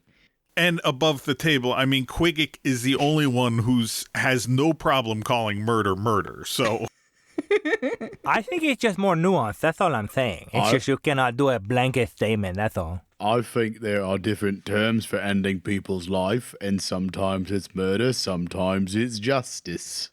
or is it murder in the cause of justice? Yeah, I think killing is a general term you can use in both situations, but murder to me has a different connotation. But there is a justice. Anyway, that is my personal philosophy. We could get into this, or we could investigate what's going on with this bumblehenge and with this place over here and this purple slime. I guess we could be talking about this like while the slime is cooking out of the tree. So we're being efficient. Let's not quibble about who's gonna kill who. And then I look to see how much the children are paying attention to our discussion. Absorbing everything you do. Perfect. Yeah. Take notes, little ones. I mean, I'm gonna go out on a limb here and say these kids would probably be okay with Bill killing Alec. Just maybe. Yeah, Well- that particular guy. Yeah, they would. All right. Now that you're not under attack, your awareness expands to notice that the trees are thinner here than the rest of the forest. Thinner by one more after cutting this tree down. Below your feet, the unevenness of the ground was caused by lines of stonewood arranged in rectangles. Peering through the thinner trees, you can see buildings through the thin white and black trunks in the 10 o'clock direction. And you guys head off, right? So I'm going to read the next part. They nod. Walking through the thinner trees, you get closer to one large building, one small building, and another statue. One large building, one small building, and another statue. The statue and the two buildings are positioned like a town square, except instead of being ringed by buildings, the statue is mostly surrounded by this square stonewood foundations, and just that one large and one small building. Are there signs that anyone has been here recently? Yes. The paths are cleared around the statue. Instead of being flowers, it is flattened earth. Bill is going to call out, "Hello? Is anyone there?" Qigiq is looking for the signs that you would have about habitation. Chimneys with soot on them instead of birds nesting in the top of them, laundry hanging out, farm animals, fields where they're growing vegetables. There are signs of life if people are living here. There's a clothesline hanging from the small building, and there's chimney smoke coming out of the big building right now. I would like to look at the statue and number one, see if it is the same statue as the one in the clearing. And then number two, I would like to try to mimic the pose of the statue. Like if it is heroic, I would like to look like heroic. Bill, can you describe the pose of William the Great? He is standing with sword raised, looking heroically off into the distance. Heck yeah. As Armando does this, Qigiq does a quick scan looking for the person who's going to shoot him with an arrow, because he was doing something similar when he got shot last time. No. Last time I was not looking heroic at all. I was on my knee like a servant to the king. This time I look like the king himself. So they will think twice. That's all I'm saying. The statue is of a human man who looks heroic, and the inscription on this plaque says, "Thank you, William the Great, for teaching us that sacred hopes sprout from deep roots." Can you repeat that one more time so I can write it down? Sacred hopes sprout from deep roots. And I will say that there's like a location-based exploration going on here. So you guys can pick which building you go into and people you talk to first. I don't want to have them come out to greet you because let's say that they're busy doing what they're doing, making noise. You can hear noise coming from these places. They probably can't hear you. You said there was... Bill, do you know anything about the Bumblehenge and this sanctuary? You're more familiar with this area than I am. GM, do I know anything about Bumblehenge or this area specifically? Yeah, you know that there definitely was more than one building here in the stories you heard about it. There was definitely more than one building here in the stories I heard about it. So one thing we noticed already, casual observation, when we looked at the roots of the tree we had to get rid of because it wasn't friendly, that its roots connected to the roots of the next tree. Then I'd also point at the two inscriptions talk about hope being buried. I think it connects to these tree roots or this tree network in some way. And it's probably connected to Bumblehenge. How we get there, I don't know. We can ask some people. They're probably not going to tell us if it's a secret, but we might get there. Look for more statues. I'm going to ask the kids, since they have been raised in this religion, if they know anything about these inscriptions before we go meet the people. Yeah, Faxma says, yeah, the trees are sacred. Oops. Sorry about cutting one of them down. That one wasn't sacred anymore. It was a naughty tree. It did cook bacon well. Well, I think the tree itself was okay, but it was corrupted by a different element. And so we are just trying to purge the element from the sacredness of the grove. And so I think I don't want to say we're heroes, but I would not be opposed to other people saying that we are heroes for doing so. Bill looks really excited and looks at you and goes, "What we did was heroic." Absolutely. If these trees are valuable to this religion and we prevented a spread, went from friendly to foe. Is that what you want, a forest of angry trees at everybody? It changes the whole face of the religion in my perspective. So we cut off the corruption to maintain the integrity of what they are believing. And it appeared that purple was invaded the tree, and it would have probably went through the root system eventually. Bill takes out a journal, and you see him writing down what you guys are saying. And on the front of the journal, it says, "How to be a hero." That is a good book to have. I should have a book like that. No, If you wait a would minute. like to copy You're my... on first quest of learning how to duel out mosquitoes. I am providing a service to humanity, I think. Not just humans, I will say. Elf, orc, Aarakocra, everybody hates mosquitoes. And I could, if I could conquer them, I would be the ultimate hero, I think. You don't have to rescue everyone. I figure if I aim high enough, even if I miss, I'm still going to be a legend.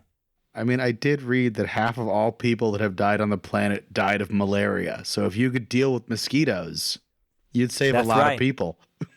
That's right. On a side note, I think it would be an ecological disaster to get rid of mosquitoes. I'm pretty sure they are a really important part of our environment. Probably. But we will cross that bridge when we come to it. I'd like to take an official out-of-character stance. Mosquitoes should be extinct. You heard it here first, folks. Since we're chatting. Is that the official fire-breathing kitten standpoint? No, just mine. Yeah. All right, so you guys can explore this environment. There's a large building and a small building, and I want you to have control over who you talk to and where, so they're not going to come out to meet you. Where do you go? Did you say the big building was the one that had the smoke coming out of the chimney? Yes. And the small building has the Laundry line. Yeah. I think we should go to the big building first. It's most likely to be where the children are supposed to be. I would say that's fair, and these people seem to like statues, so I vote you can knock in case they're, violently opposed to what we did with that tree. Wait a minute. If they have two statues of William the Great and a statue of William the Great comes knocking on their door, you don't think that's going to be like very shocking to them? I will tell them something about being underground. I don't know, it seems to be a theme around here. I tell you what, I can knock on the door, and what that will allow you to do is you can be by the children and you can protect them, which is the primary duty for our party. And then I can invite them outside and we have a conversation. And then they are not, it's like less, I don't know how you say, risky, they will not be as shocked. Well, if we're truly concerned, we can bring Fluff over here near the door, and I can make Fluff make a racket, and I'm sure they'll come out to look. What the heck is that? Can I Fluff sing a beautiful song? Only I'm if sure the player does. I'm sure if someone somewhere thinks it'll be beautiful, Oh, yeah. If the player sings a beautiful song, Fluff sings a beautiful song. the player doesn't sing beautifully. The reason I'm asking is because if it causes a racket, that is panic. We don't want to panic these people. But if it is a beautiful song, they are curious. And they come out with an open mind, an open heart, While they're all talking, Bill goes and knocks on the door. Thankfully. I feel bad. I should have had the person come out to talk to you guys. All right. Bill approaches the large building, which looks like a monastery constructed out of stonewood. A monk meditating in the entry room of the monastery looks at the half-elf children with Bill and smiles knowingly. "Welcome, pilgrims," he says. Hello, I may seem familiar, but I am not one of your statues. Don't worry, I am Bill. Those are William.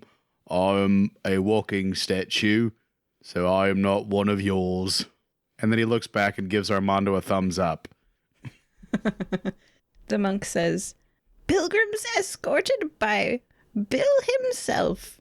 What a prestigious entrance." I suppose so. "There are bedrooms for the pilgrims and visitors in the monastery behind me. Claim any room you'd like. Clean up after yourself when you're done." So, real quick question. What's up with the buildings that used to be over there? And what's what with the purple slime? "Oh, why is this place destroyed?" Well, hold on. I'll do that one first. So, who burned Bumblehenge down? Oh, I already know who did that. I recognized his face the moment I stumbled upon him helpless in the desert years ago. He's quite a changed man since then. And then purple slime is new. So, who did you find in the desert that is a changed man? Oh, you can meet him. He lives in the small building. He's helping me repair and construct more buildings. I swear to God, if you say Alec Brome, I'm gonna poop a brick. Literally, because you're a statue. No, it's not Alec Brome. Don't know who that is. Good. So this person burned down Bumblehenge, but he is Yes. staying here? Yes, well, the path to enlightenment can begin with taking a single step. He used to be like that years ago. He has walked a long journey since then. Okay, that's very weird. But I Thank you. understand what redemption is like. I mean, I see it a lot. It makes sense now that I think about it. Thanks. Well, you all can settle in for today. We'll eat dinner when the sun sets. I've got some food for you. And then tomorrow, the pilgrims and anyone who would like to join you are all welcome. Can join me in planting root bundles. So Also, I have many. Oh, go ahead, Bill. I was gonna ask if you knew of a woman with a bow who would have shot my friend here. Oh my, there are many bandits in the woods around here. You should stay safe. Travel in groups. Hire guards. We are the We gods. are a group of guards. They shoot at us anyway. I'm glad you made it safely to us. Not everyone has taken their steps to the path of enlightenment that they should have. But anyone can be heroes. I have many questions for you. Number one, what is your name? Or do you have a name, Mr. Monk? I am a nameless monk. As part of my order, I give up my name.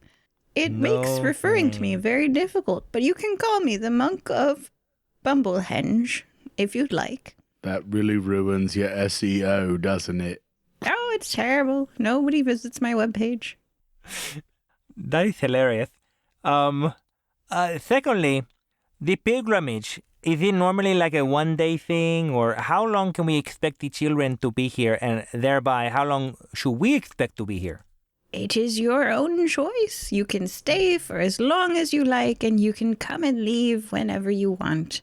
To have come here and gained our lessons is part of our culture, you know, and the elf man, looks at the children and shrugs and is like, and you're free to do that for as long as you'd like or as short. I will try to teach them fairly quickly. I mean, however long it takes. I got a question of elf question mark. Yes, the monk is an elf. Are the children safe here with you? Well, so these buildings outside that used to exist here, before that happened, I would have been like, oh yeah, sure. But afterwards, I'd be like, no, none of us are ever truly safe and life could end at any moment. That's fair. I agree. Are you One can only hope.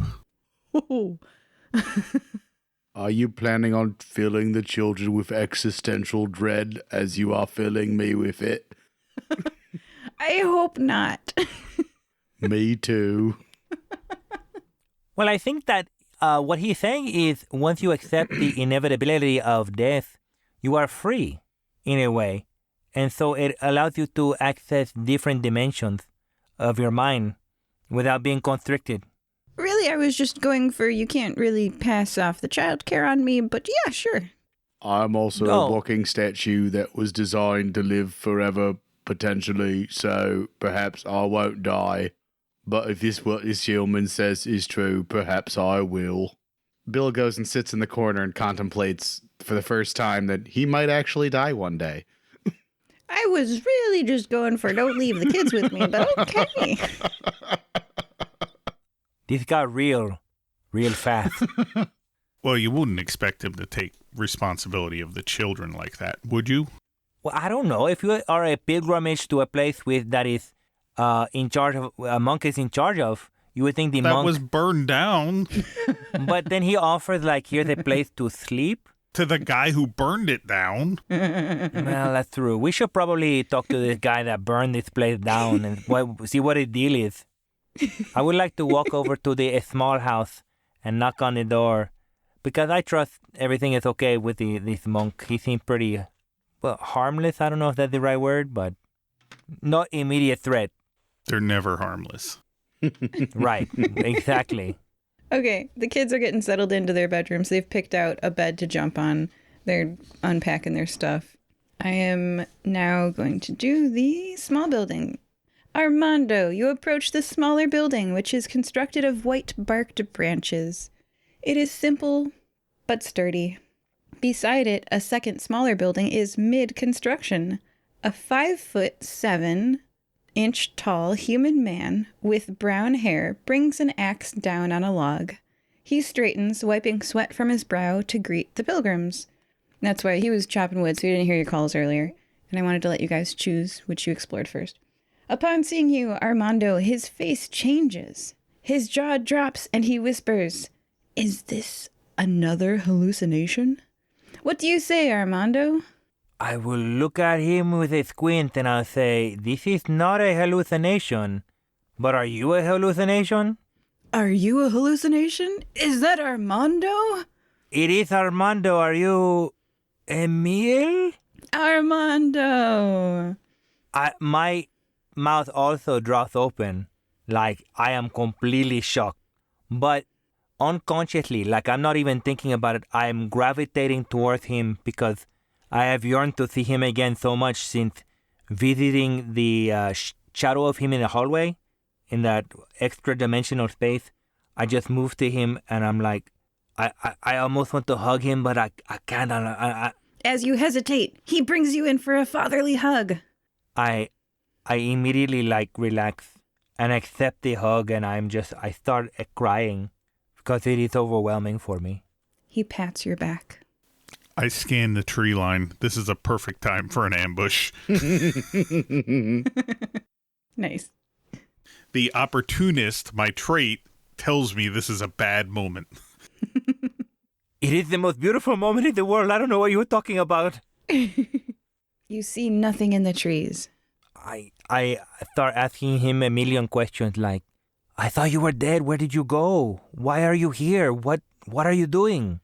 He waits for you to babble off 1,000 questions, and then when you're done, he sits down on a log that he was cutting up, and he beckons you to sit with him and changes the mood to casual explaining instead of your excitement, you know. And he says, Armando, I became aware of a plot against my life. I staged it such that any assassin would believe themselves successful and report back that they had succeeded. I hoped my staging would fool them, at least for a time. Since then, I have rejoined the nameless monk here, paying back some of what I owe him and continuing my training, waiting for the right time to return. You are missed. You are such a wonderful leader for me and for so many others. I thought you were dead. Emil, I've done something horrible because I thought you were gone. I don't know if I can ever be forgiven for it. My parents, they tried to kill you. I know this is true. They did not like that you had such an influence on me, but you were such a wonderful teacher. You were more than a teacher. You were like a father, a real father. And my parents were so jealous and self-centered that they could not stand your influence. And so they tried to kill you. And I thought they succeeded. I was so lost. I took out a contract on their life. I pay an assassin to kill them because they took away the only beautiful thing in my life, and that was you. But you are here, and now I am just filled with dishonor, and I don't know what to do. He looks down at his hands and he thinks for a while, and then he looks up at you and he says, The monk's words back at you again. He repeats them. He says, "The path to enlightenment, Armando, can begin with taking a single step. There aren't very many people who have done nothing wrong in their life, but to commit yourself to never getting better would be a failure." I have, Emil. I've tried to live with honor ever since, but it never seems like it's enough. I can never erase that stain. Then don't give up. Keep trying. You have a debt. You need to continue to pay it. I will, Emil. And you can see like his body just starts shaking a little bit, like there is something releasing that he has been holding on to for years. And he starts weeping, like in front of Emil and in front of his new friends. Don't worry, they're guarding the perimeter. That's good. They cannot see the tears like so explicitly. And Emil sheds a tear himself and he says, "The only thing we can do is keep going on our path. Make every step count and head in the right direction." Armando just keeps nodding, like he's hearing, and he's like, yes. And he's taking in the wisdom, and he is reminded of the time he was at the Nicomoy Fencing Academy, and every word that is spoken by Emil is wisdom that he takes with him to become a better man. And so this is like, it's happening all over again, and a fire is lighting inside of Armando, and he's ready to face the world in spite of his mistakes. Yeah, same for Emil. Same for Alec Brome, Bill? No. Bill's gonna straight up kill that guy if he ever comes across him. There is no redemption. I don't believe in redemption arcs. I feel like it's an excuse, it's an explanation, not an excuse. You still did what you did, and you deserve to be punished for it. Out of character, I'm going to remind everybody to come up with 3 titles by the end of part 2. I mean, Bill is pretty stone hard in his belief that Alec Brome deserves death, or at least bad things happening to him. I like the differences in morals with the players. What an interesting group of adventurers. The way I play Bill is very black and white, of lawful good to possibly an extreme. You also have a heart of a stone, so it makes sense. Yeah. So Qigiq, you're in Elf Town. What you doing? It's only one elf. I left him alone. I assume me and Fluff are, enjoying the trees. We've been attacked once. I keep looking for other intrusions, more purple stuff. I stop by Bill and say, however long we have to stay here, it's all right. But, I don't know what lessons the kids are going to learn here. Probably something that's going to not serve them very long. But the elf obviously doesn't want the kids here. So just let me know when we're leaving. I'm going to keep looking for more of these bandits and stuff. Armando, do you share any of what you talked about with the group? I'm not hiding it. This is a meal? Yes, this is a meal. That's the only piece. And so Qigiq will come up to you at some point during the day and say, so this is a meal? Yes, this is my teacher. Didn't that person who shot you think you were a meal? He did. That reminds me, I need to ask him about his last name. That is very weird. And then also to warn him that it's I don't know if that person was really after him. That person said, you're not Emil. That person was after Emil. Right. Even after the purple stuff drained out of her. Yeah, I need to warn him. She might be back. I'm going to keep an eye out for her. Well, let's all discuss this with him. Let me introduce you. Number one, this is my father figure, Emil. He's a fabulous man. And if... Obviously human? Oh, yes, he's a human. He's fine with me. Except for the whole burning down the monastery thing. Well, let me tell you, if his last name is really... There might have been reasons. If his last name is Safiosi, they are trouble. Like, I would never would have considered. And actually, at this moment, I turn to Emil and I say, Emil, are you Emil Safiosi? You never say your last name before. I gave up my last name when the monk carried me 34 miles through the desert. The nameless monk. I I emulate his namelessness. I give up my past. I shed my past convictions and the people that I used to protect. Walking 34 miles through the desert, carrying me, all the while sharing his water and what food he had. Although I was near death and completely helpless, he cared for me. He planted an idea in my mind regarding how life should be lived. He's a real planter, that monk. I stayed with him for years, learning the ways of this nameless man. The fighting techniques that I taught you, Armando, I learned them here.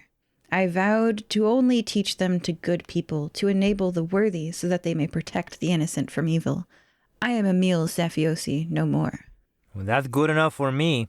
Oh, by the way, somebody's trying to kill you. Or at least they former you. Yeah. I don't know if... Yep, par for the course. I might deserve it. Maybe you I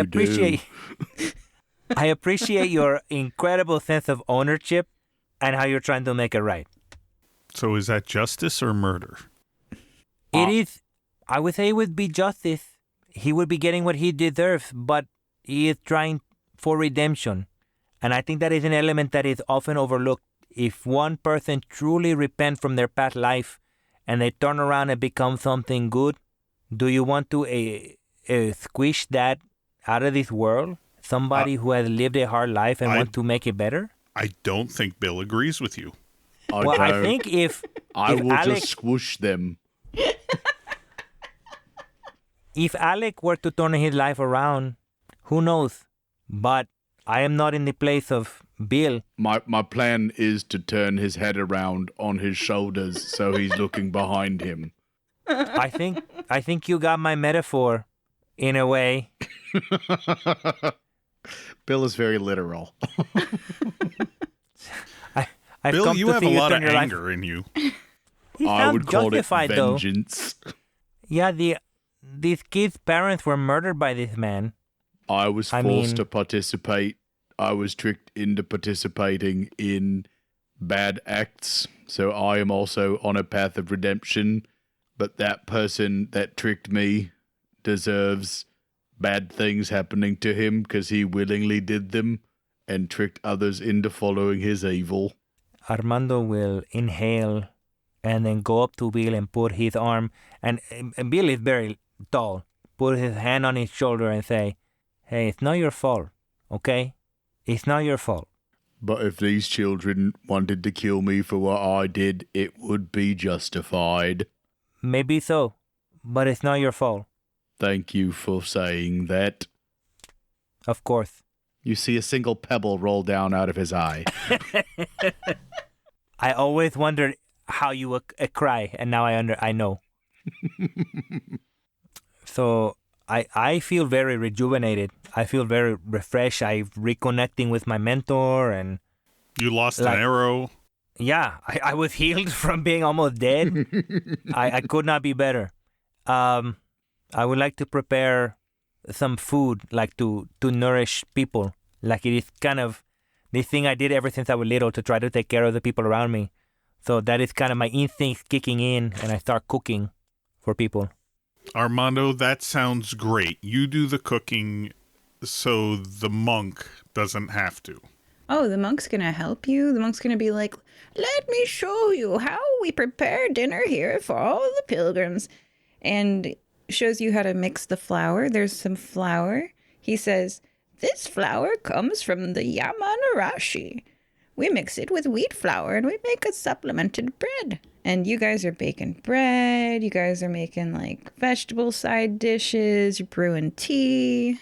And at sundown, you all eat. Armando, gonna make this a skill check. All right. Your choice. I think technique. Oh, that's good, because I have one specialization and two proficiency. So I'm going to say... For reasons of his own, Qigiq will eat hardtack out of Fluff's pack. And Okay, Bill that's doesn't fine. eat. Yeah. It's really just the kids and your mentor Emil and the monk. So I draw 3 cards. I'm going to pick hearts for the suit. So this is a diamond, a club again, and a club. I really need to shuffle this better. It's all clubs. Eventually, I'm going to run out of clubs, and it got to be something else. What that means is that there is a mild consequence. You burn the vegetables, and everybody eats with like a grimace on their face whenever they take a bite of them vegetables, them burned vegetables. I carry my shame, but I understand that it is my fault. It is not their fault. Like I was so exuberant that I did not do it the right Noticing way. that people don't eat right, I take Armando to the side. I'm like, it's okay. It's not you. It was who was helping you. You're fine. You know, I thank you. That makes me feel a lot better. And then it is nighttime. I'm going to let you all describe how you sleep. Bill doesn't. What do you do like at nighttime though when everybody is asleep? You just kind of like think about the universe or... I stand statue still and watch everything. That's pretty cool.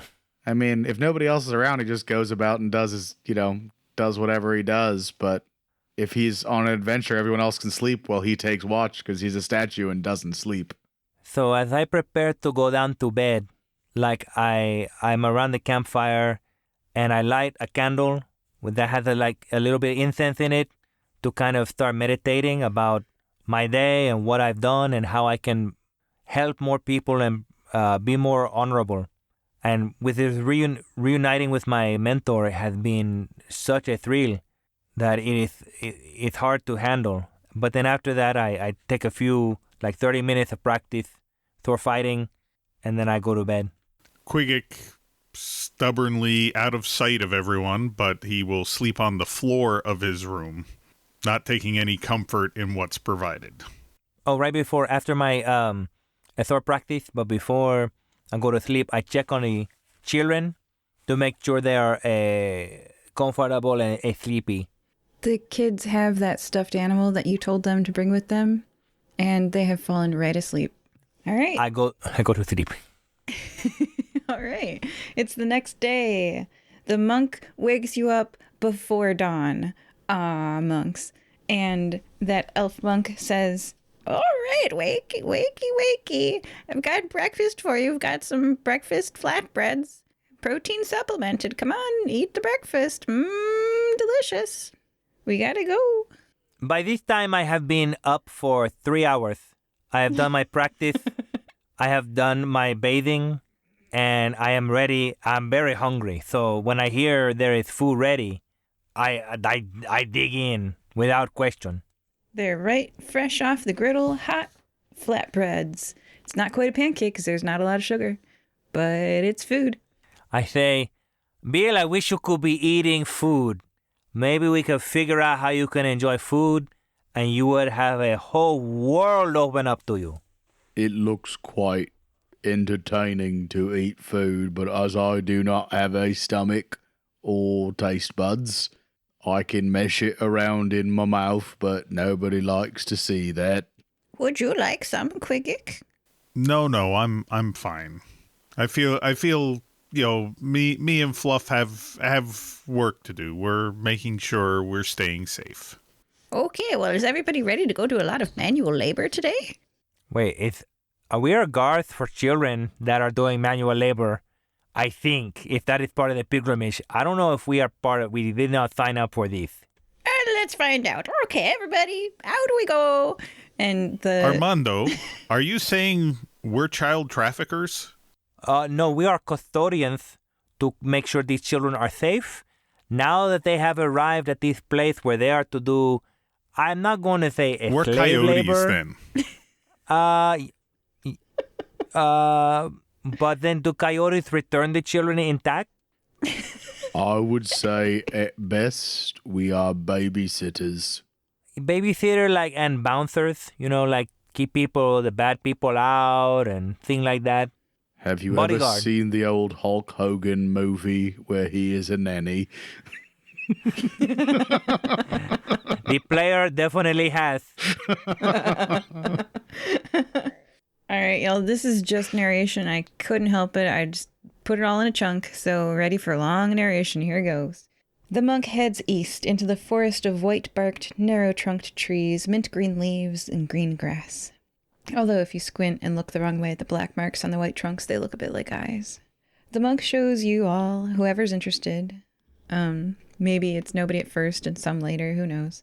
Maybe some at first and none later. But anyway, shows you all how to check exposed rock and banks of streams where roots have been uncovered. Lines of 3-foot-tall little trees, he points out, indicate where the underground roots are. He shows you to check wind-blown trees, too. Together, or whoever wants to participate, you all collect roots that are 1 to 3 centimeters in diameter. You expose that root, which is parallel to the surface of the ground, running along, horizontally, and follow it in both directions. You detach the root and cut it into sections about 30 centimeters long. You place the root in a sack with damp moss. The monk explains that the severed roots left in the ground will produce more suckers, benefiting the site. Carrying your sacks of damp moss and root, you all walk north of the temple to another area that has both some recently exposed soil and a mountainous pile of charred debris. Using shovels, you all bury the roots you had dug up earlier. The monk says, "Hope sprouts from a root. Not that it really needs our help. The Yamanarashi is one of the first species to bounce back after a fire." He bends down to talk to the children and says, "All of the trees around you, these Yamanarashi trees, are one single being. All these trees are just one organism. Its main life force is underground in the extensive root system.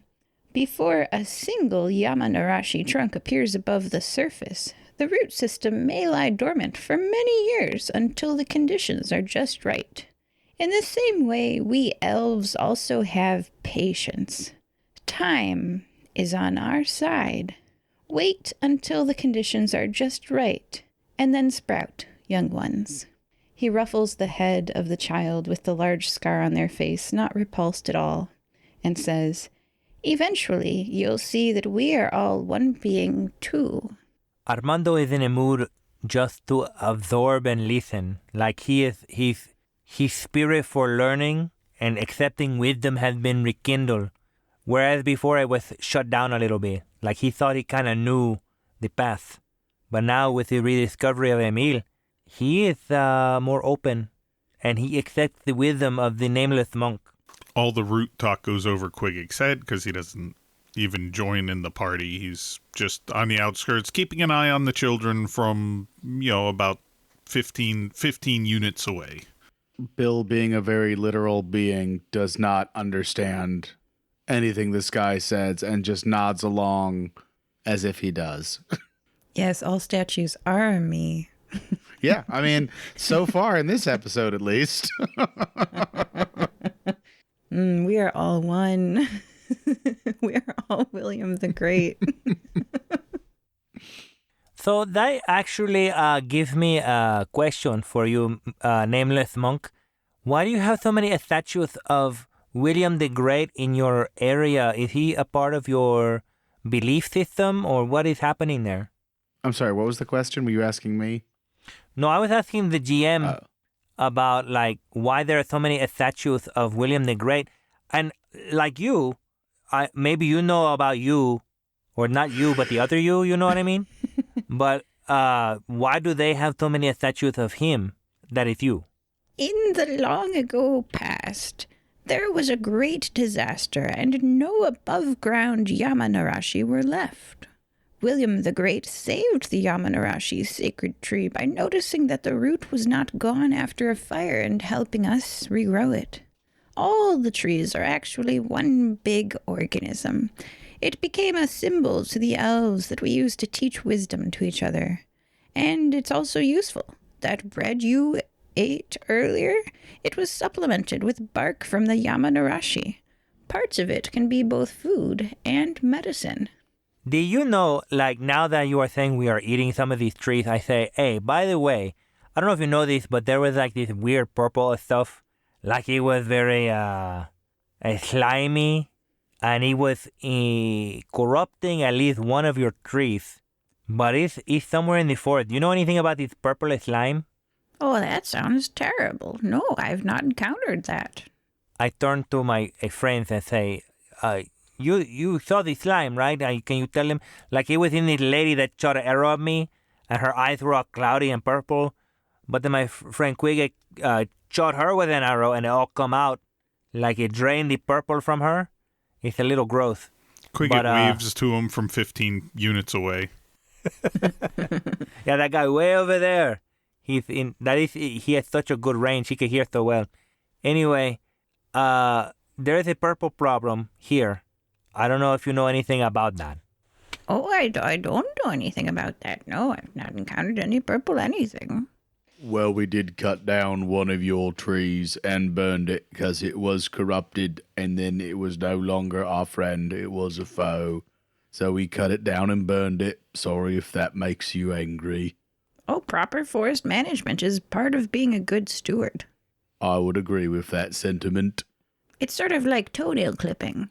You didn't kill a tree, you cut off a little bit of the growth. And it seemed like the growth had not spread to the roots yet. Excellent. The roots are very important. I gathered as much from your lessons.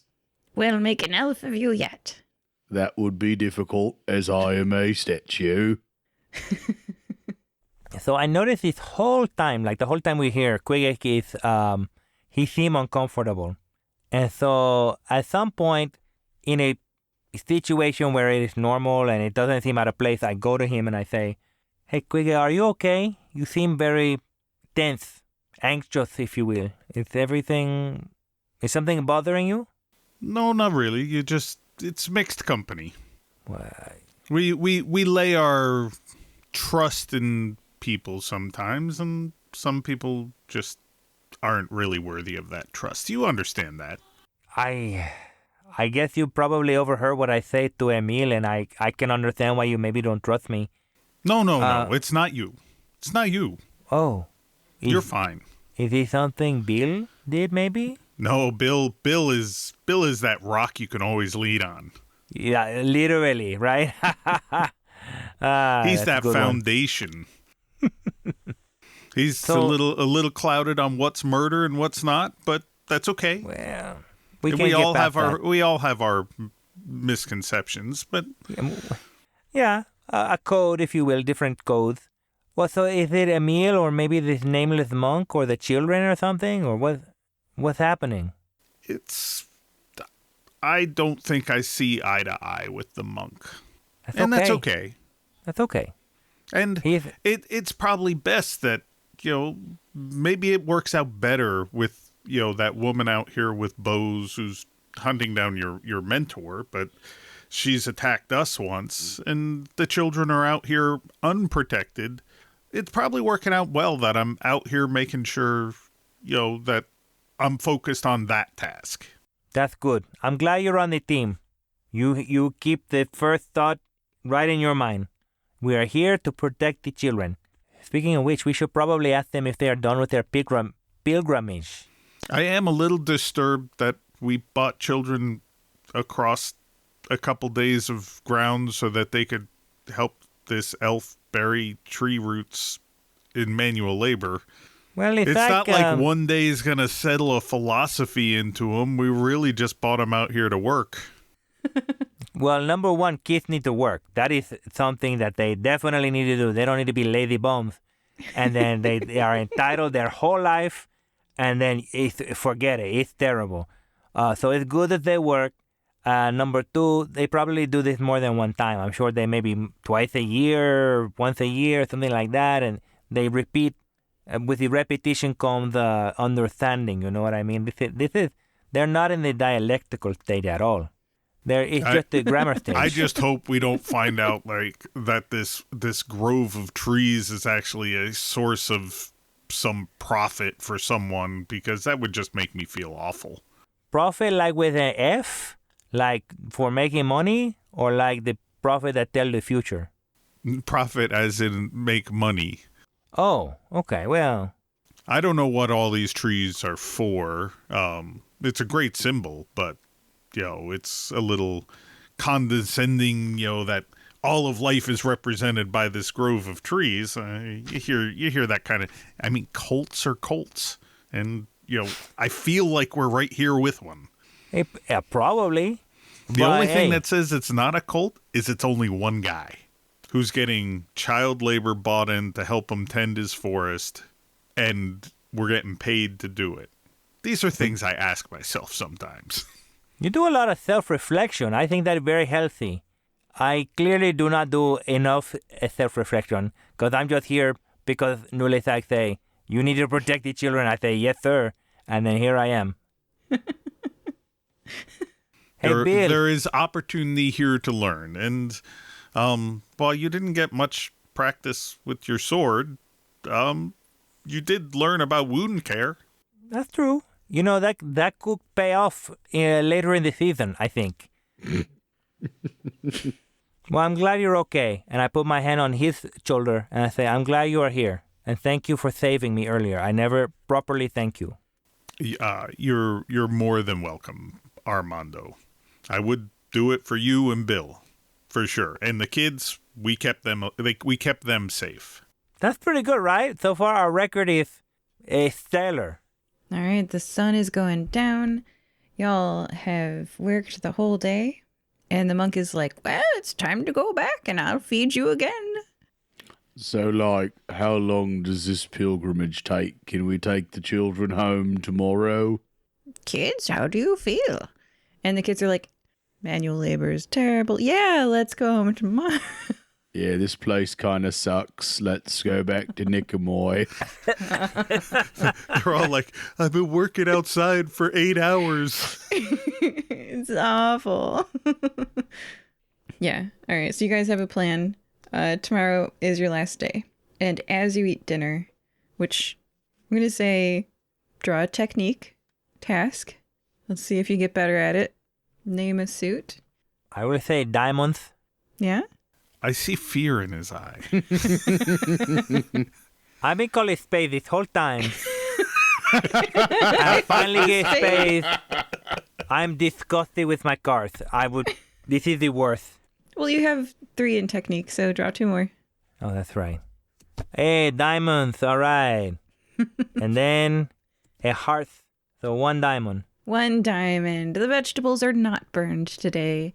Yes. You have gained the cooking technique of basically your grand tutor, because Emil is your tutor and the monk was Emil's tutor. So you have your grandpa's vegetable recipe.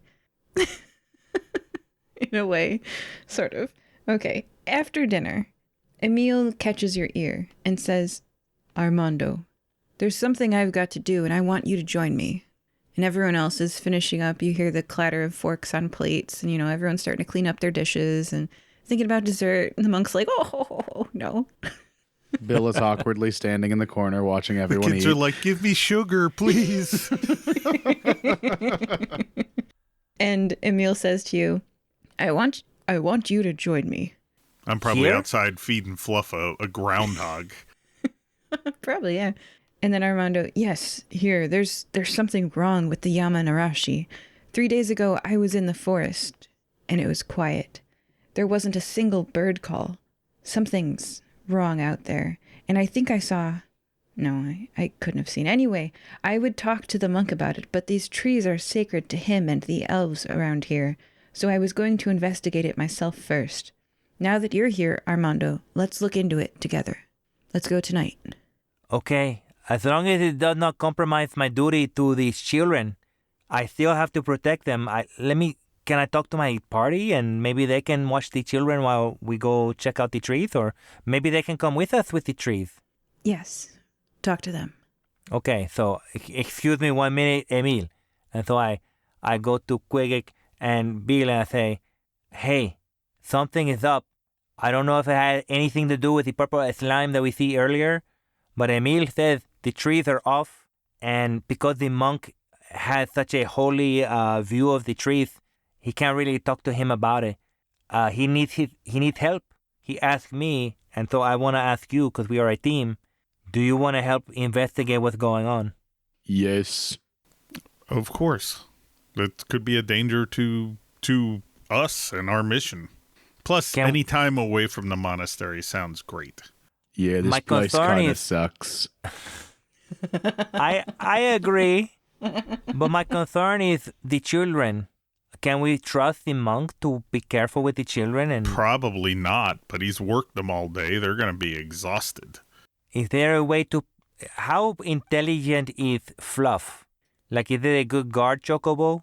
He's a good guard, Fluff. Can we leave Fluff to like guard the children? Like, can you communicate with him? So it's a system question. How what stat determines your will, I guess, or your focus? I hope not will, because my will is 0. Because he has a stat card. Yeah, what's Fluff's calculate? So his focus is 2. Oh, what's his calculate? 1. Okay, all right, that's the same as Armando. So I'm gonna say that Fluff is He's as smart as Armando. And Bill. and Bill. That I is think a my very smart calculates bird. 1 as well. We're all right in there. No, I'm 2. Yeah, you have 2. So you're a bit more Don't think- suspicious than. Don't think that we are dummies. That is just a very smart bird, that's all. We're bird-brained. Oh man. All right, so yeah, Fluff is able to. It's like I look at Fluff's stat card and I'm like, man, he is awesome. He gets to move like half his movement every turn for free and not provoke, and Wow. he does all kinds of crazy stuff. Yeah, Fluff can get these kids out of here if something starts to go down, for sure. Then I am comfortable with that, because that fulfills our primary objective. So I tell Fluff that if the monk gets out of line, to stomp him to the ground and then take the kids and run. Fluff makes bird noises back at you, as intelligently as Armando or Bill. So not very, then. It sounds like there's going to be a lot of back and forth because there's going to be confusion, and eventually they will get to the same page. Okay, well let's go with Emil and find out what's going on. All right, it's dark in the forest, which gives an entirely different feeling to it.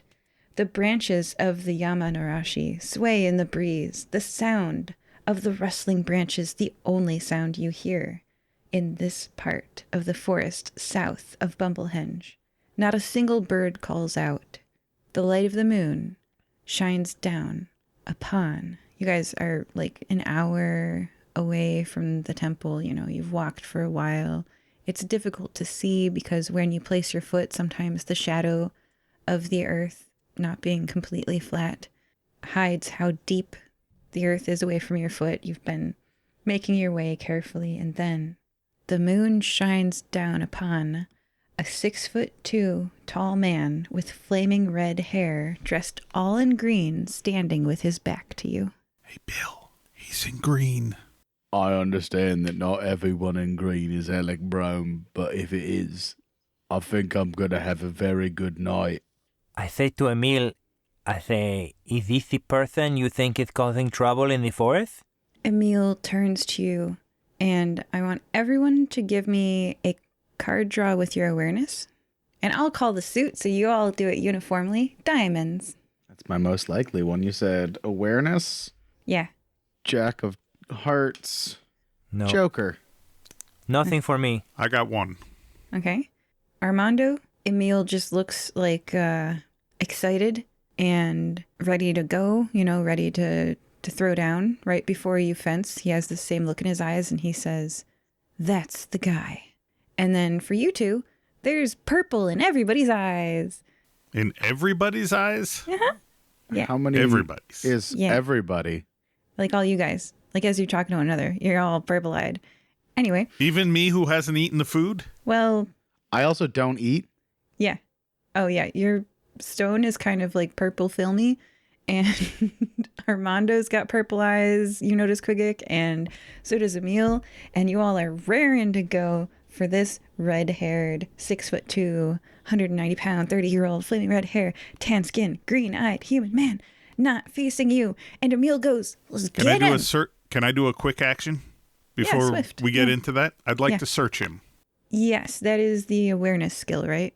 Well, it's that one quick action you can do to find hidden things or keep them from going hidden. But I have a skill that triggers because I searched him. Yes. So I'm not doing anything to him, but I am threatening in the cone that he's in. Well, he's like 15 units away from you guys in the woods. That's fine. That's in range. Okay. My Wow. range is 20. Nice. Okay. So what are you doing exactly?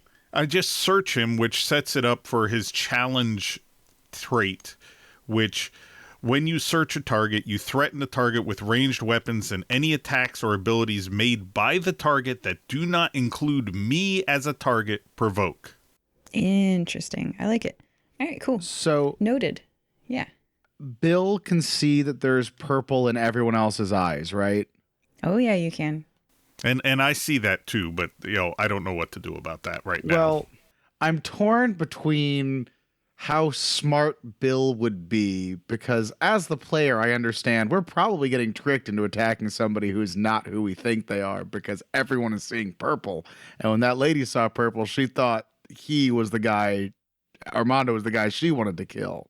Bill realizes it is not heroic to kill the wrong person, and he's going to try to chip off a little bit of his own stone and get the purple out of himself.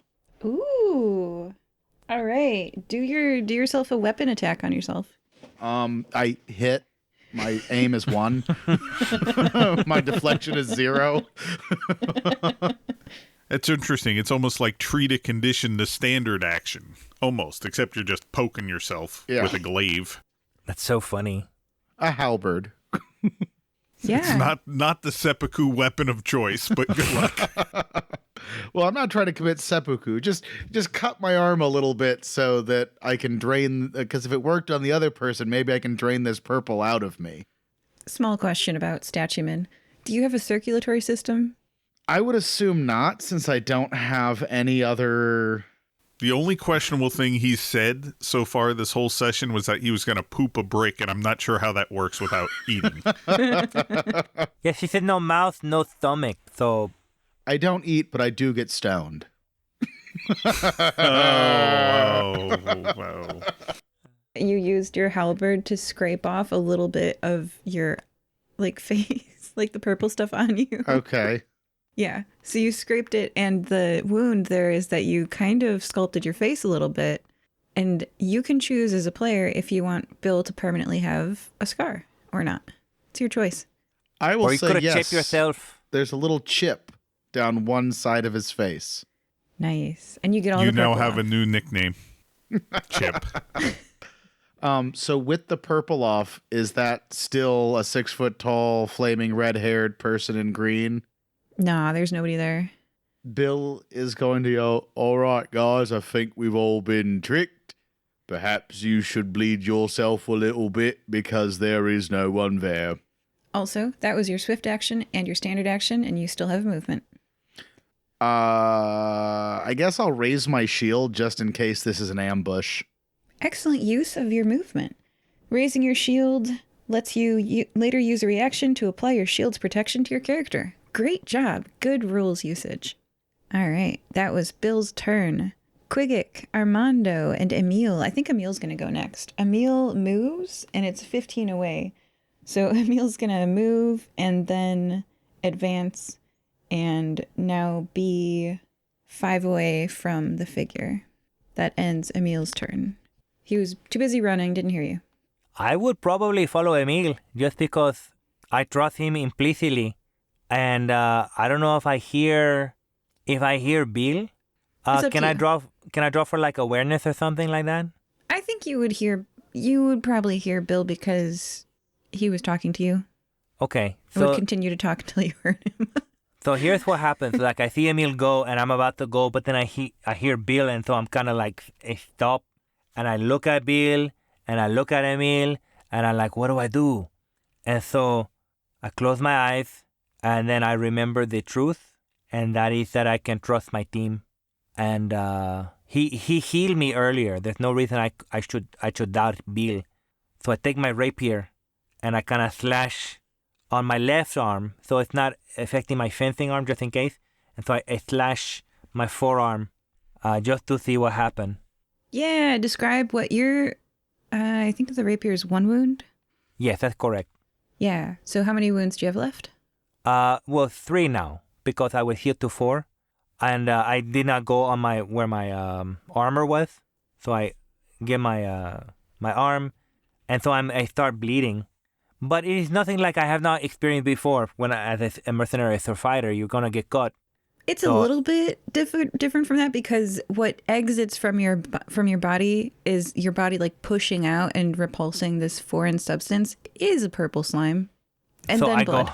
go. So do I recognize the purple slime as like, or is it kind of hidden from my eyes? As your eyes change from purple to normal, you recognize that this purple slime leaving your body is the same that you saw earlier, that sizzled like bacon in a hot frying pan. This same slime. I take a quick inhale, like, I can't believe it got inside of me. And so I turn to Qigiq, and I turn to Emil, and I turn to Bill, and I make sure they're okay too. I don't know if I can do a quick look at them in their eyes.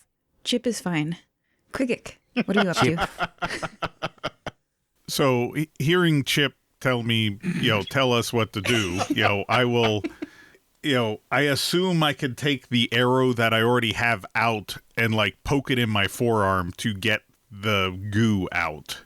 Yeah, whatever your weapon damage is, you can do that. It's a one wound thing. Get the goo out. Realize that we've been had. Realize that Emil is still had. And then I will use my movement to set up a ranged threat area in case he comes back to attack us. Hey, good use of movement. And you can knock it out of him, too. Exactly. I don't have an attack left until he does something. Yeah. Excellent. Okay. That ends your faction's turn. You see Emil swing in the air. Looks like he's having a grand old time. And, hey, excellent sword technique by Emil. When he swings, I opportunely attack him, shoot him in the ass. Dealing how many wound? I don't know what his deflection is. As an op 0, attack, it's 0. Okay, so I'll hit him for 1 wound. Okay. All right. I won't crit him, so just for 1 wound. Unless he has armor of crazy. No, just normal. 2 pierce at this range. So yeah, just 1 hardness armor. Yeah. Okay. So Emil goes, yipe! And then, reaches back and pulls out like a big old purple slime ball and is like, What did I eat? And everybody do an awareness check. Are you calling? Let's see if you all suit? pass this one. Come on. Do it. Are you calling the suit? I'm going or to are call we out calling- since it's a group awareness check. Hearts? Clubs. Faith. Diamonds. I Faith. failed. got 1. I got 0. Again. I also got 0. Only Qigiq notices. These trees are kind of purpley. It shows through that white bark. This part of the forest has got a problem. Maybe we should dig down and cut the roots so it doesn't spread to the rest of it and then burn this down. That could take... I think that has to be done in the daylight. There's no way we're going to figure that out in the night. If we're worried about it, we need to just set it on fire. That may make the monk upset, but I'm okay with this. I mean, it's sacred trees, but I guess if the sacred trees are trying to kill us, is that heroic? Bill is very confused. If I may chime in, I think if there is an evil entity that is bent on trying to kill innocent people, that is bad. And to stop that evil is heroic. If that is what is happening here, yes, that is a Bill, heroic action. You did the most heroic action. You saved us all by telling us what was up. Bill kind of puffs up a little bit and, Well, thank you. But wait, did the monk know the children also ate the food? He And may Bill, not I be the think it food. was because we came over here because I have not eaten food from this monastery, and you haven't either. that's fair. I don't The eat. trees are trying to trick us, to use us for something. But there was no one there. What were they trying to accomplish? Bill is going to walk over to where he thinks he saw the person. Is there anything there? There's not, but there is purple if you want to reinfect yourself and investigate. If Can I I talk? start attacking people, just scrape this off of me. He picks it up and puts a little purple back on to reinfect himself, but knows he's infected. Your eyes cover with purpleness, and once again you see the figure of Alec Brome. But it's possible that you're seeing a figure that you've invented for this purpose. You know this now. You recognize the hallucination. Bill, Your eyes are purple. I'm ready to help you get out of it if need be, looking down the arrow shaft. Try to talk to it. It's not facing you, Bill. It's facing away. The wind, it's so real. The wind is ruffling the red hairs. If you didn't know this was a hallucination, there'd be no way for you to tell. Bill is going to go try and tap it on the shoulder and see what it does. He catches your hand before you can touch him and turns around and pins you against a tree and goes, Bill, and it's an overwhelming force. This must be a hallucination with how strong it is. And goes, Bill, you take a force damage from the tree. I love this system. I love that you can throw people into objects. Anyway, and goes, Bill, you betrayed me. I didn't betray anybody. You suck. So we see him slam into a tree. Yes. And the tree cracks. Do I shoot him now or do I shoot him later? I feel like I'm in a Bugs Bunny cartoon. So wait, Shoot him now? Shoot him now? oh, do they actually, am I pushing myself backwards, or do they see a force, almost take me off my feet and throw me into a tree? It's like you're dancing and trees are coming down. I'm going to wave at Qigiq and say, Peanut Butter Cup, but for Bill. I almost shoot him. What? I almost shoot Armando, and then I but shoot for Bill. Right, yes. I'm glad we came up with a code word at the very beginning. In case we had to shoot each other. That came in handy. Oh my gosh. What's your deflection, Bill? Do I still have my shield raised? No, you got slammed against a tree Okay. by yourself. 0 and 2. My Okay, so I'll do one. Because I'm wearing chainmail. I won't do anything with the first arrow. I'm gonna have to take a second shot, and I'm gonna have to get closer. And so then, when I see the first shot doesn't work, I abstain from and I move closer to him because I'm gonna have to get closer to get through his armor. Oh, I just remembered this guy has an accent. Can I re-say what I said? Bill, you betrayed me. There. Sorry about that. I remembered. He's got one more turn of dancing with himself before I can get a wound through. Okay, so this guy is talking to you. This guy is saying Bill, I can't believe that you stabbed me in the back by not allowing me to completely wipe out the traveling party. We could have made so much money. If I stabbed you in the back, you would not be here talking to me right now. Metaphorically, you never understand anything, you stupid rock. Can I wipe the purple off my face, or... Yeah, you don't have to chip yourself every time. At this point, Bill's just going to wipe the purple off. He's gone.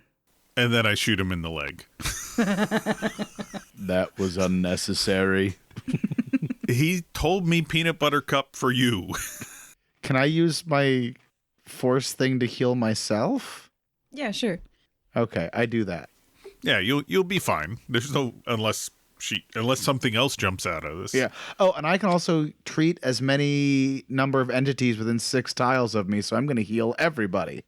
Hey, nice. Right, I stopped bleeding. That's so wonderful. The purple slime moves 2 inches closer to you on its turn.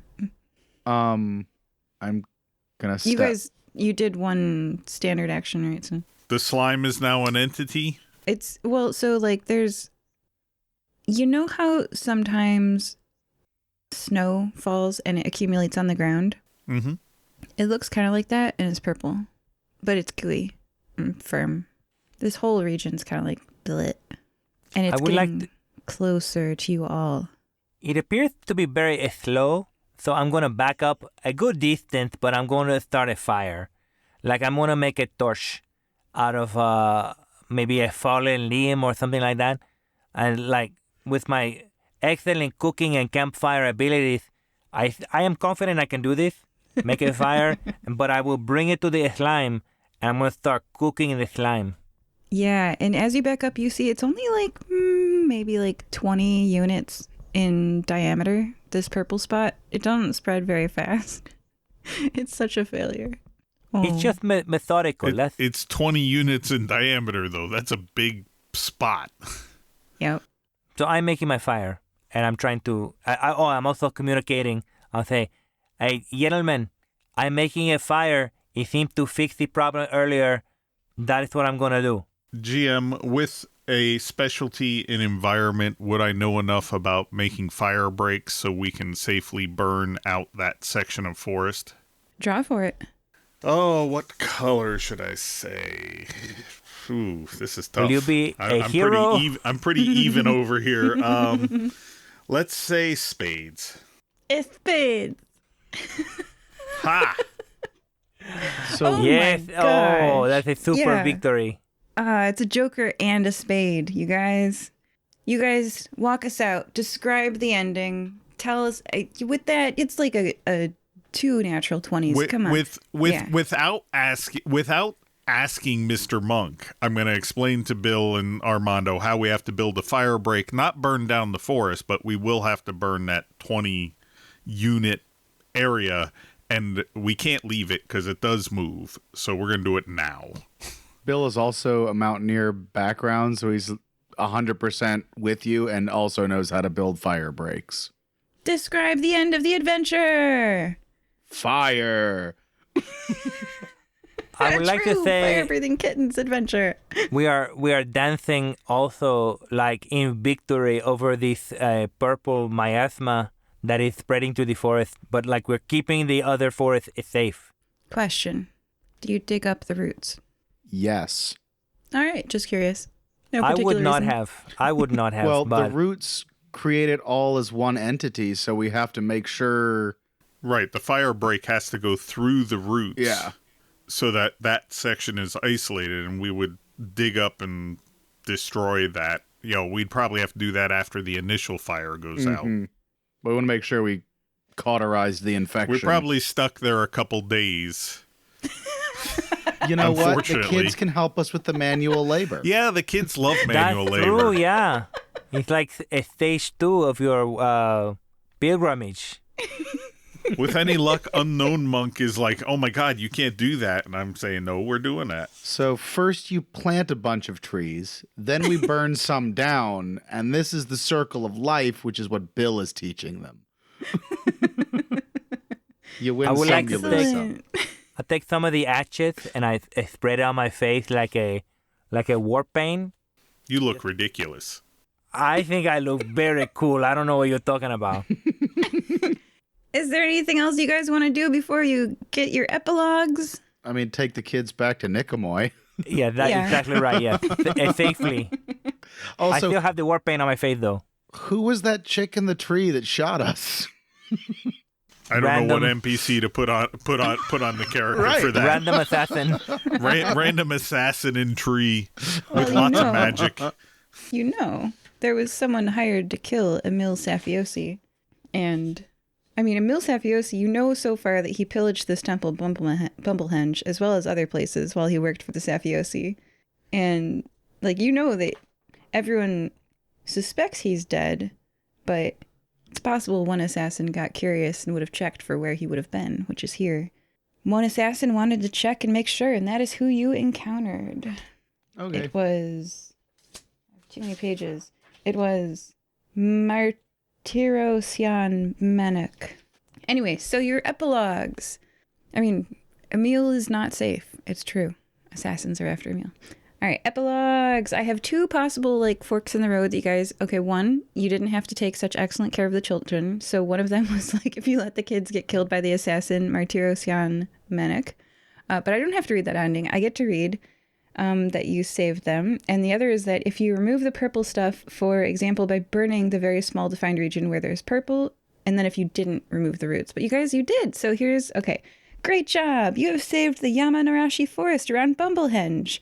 You're a hero, Bill, just like Bill the First. Yay. Maybe they'll build a statue of his statue. If you hadn't removed the purple stuff, the chloroplasia would have slowly grown and corrupted this region of forest. It doesn't spread fast enough for Hortense, but it does still spread. You're a hero, Bill. And then if you protect the kids, yay, during the combat with the assassin, congratulations, you protected little Faxma and Copyma, the Sheens. Fast forwarding into the future, the time arrives when you knock on the door of 28397 Kitui Street, apartment 32. Their Aunt Nuna Katoon opens the door and kneels down and opens her arms wide. The kids run in and give her a hug, so happy to be home safe. They're still always going to be afraid of traveling, but at least now they have finally completed the pilgrimage that they were meant to do a year ago. Surely they will carry the lessons the monk taught them in their hearts and minds for the rest of their lives. Joining us on today's adventure were Bill, the statueman. I think we learned a lot today about what is and isn't murder. Qigiq, Steel. We at least discussed the root of the problem. Oh. And Armando Contenza Belazno de Medici. I'm so very happy to not have that purple stuff in me, but more happy that Emil is back in my life. Goodbye. Bye-bye. Bye. Bye. It's the end of the show where we tell you about a podcast that you might enjoy. Are you looking for a podcast that will take you on a thrilling ride of creativity and exploration? Look no further than the Spun Today podcast, which is anchored in writing but unlimited in scope. Hosted by Tony Ortiz, this show is a celebration of the art of writing and so much more. With an endless range of interests and topics, Tony invites you to join him on a journey through the world of movies, books, TV shows, stand-up comedy, politics, current events, and beyond. Whether you're a fan of the written word or just looking for an exciting new podcast to add to your playlist, the Spun Today podcast is the perfect choice. So why wait? Give it a whirl today and experience it for yourself.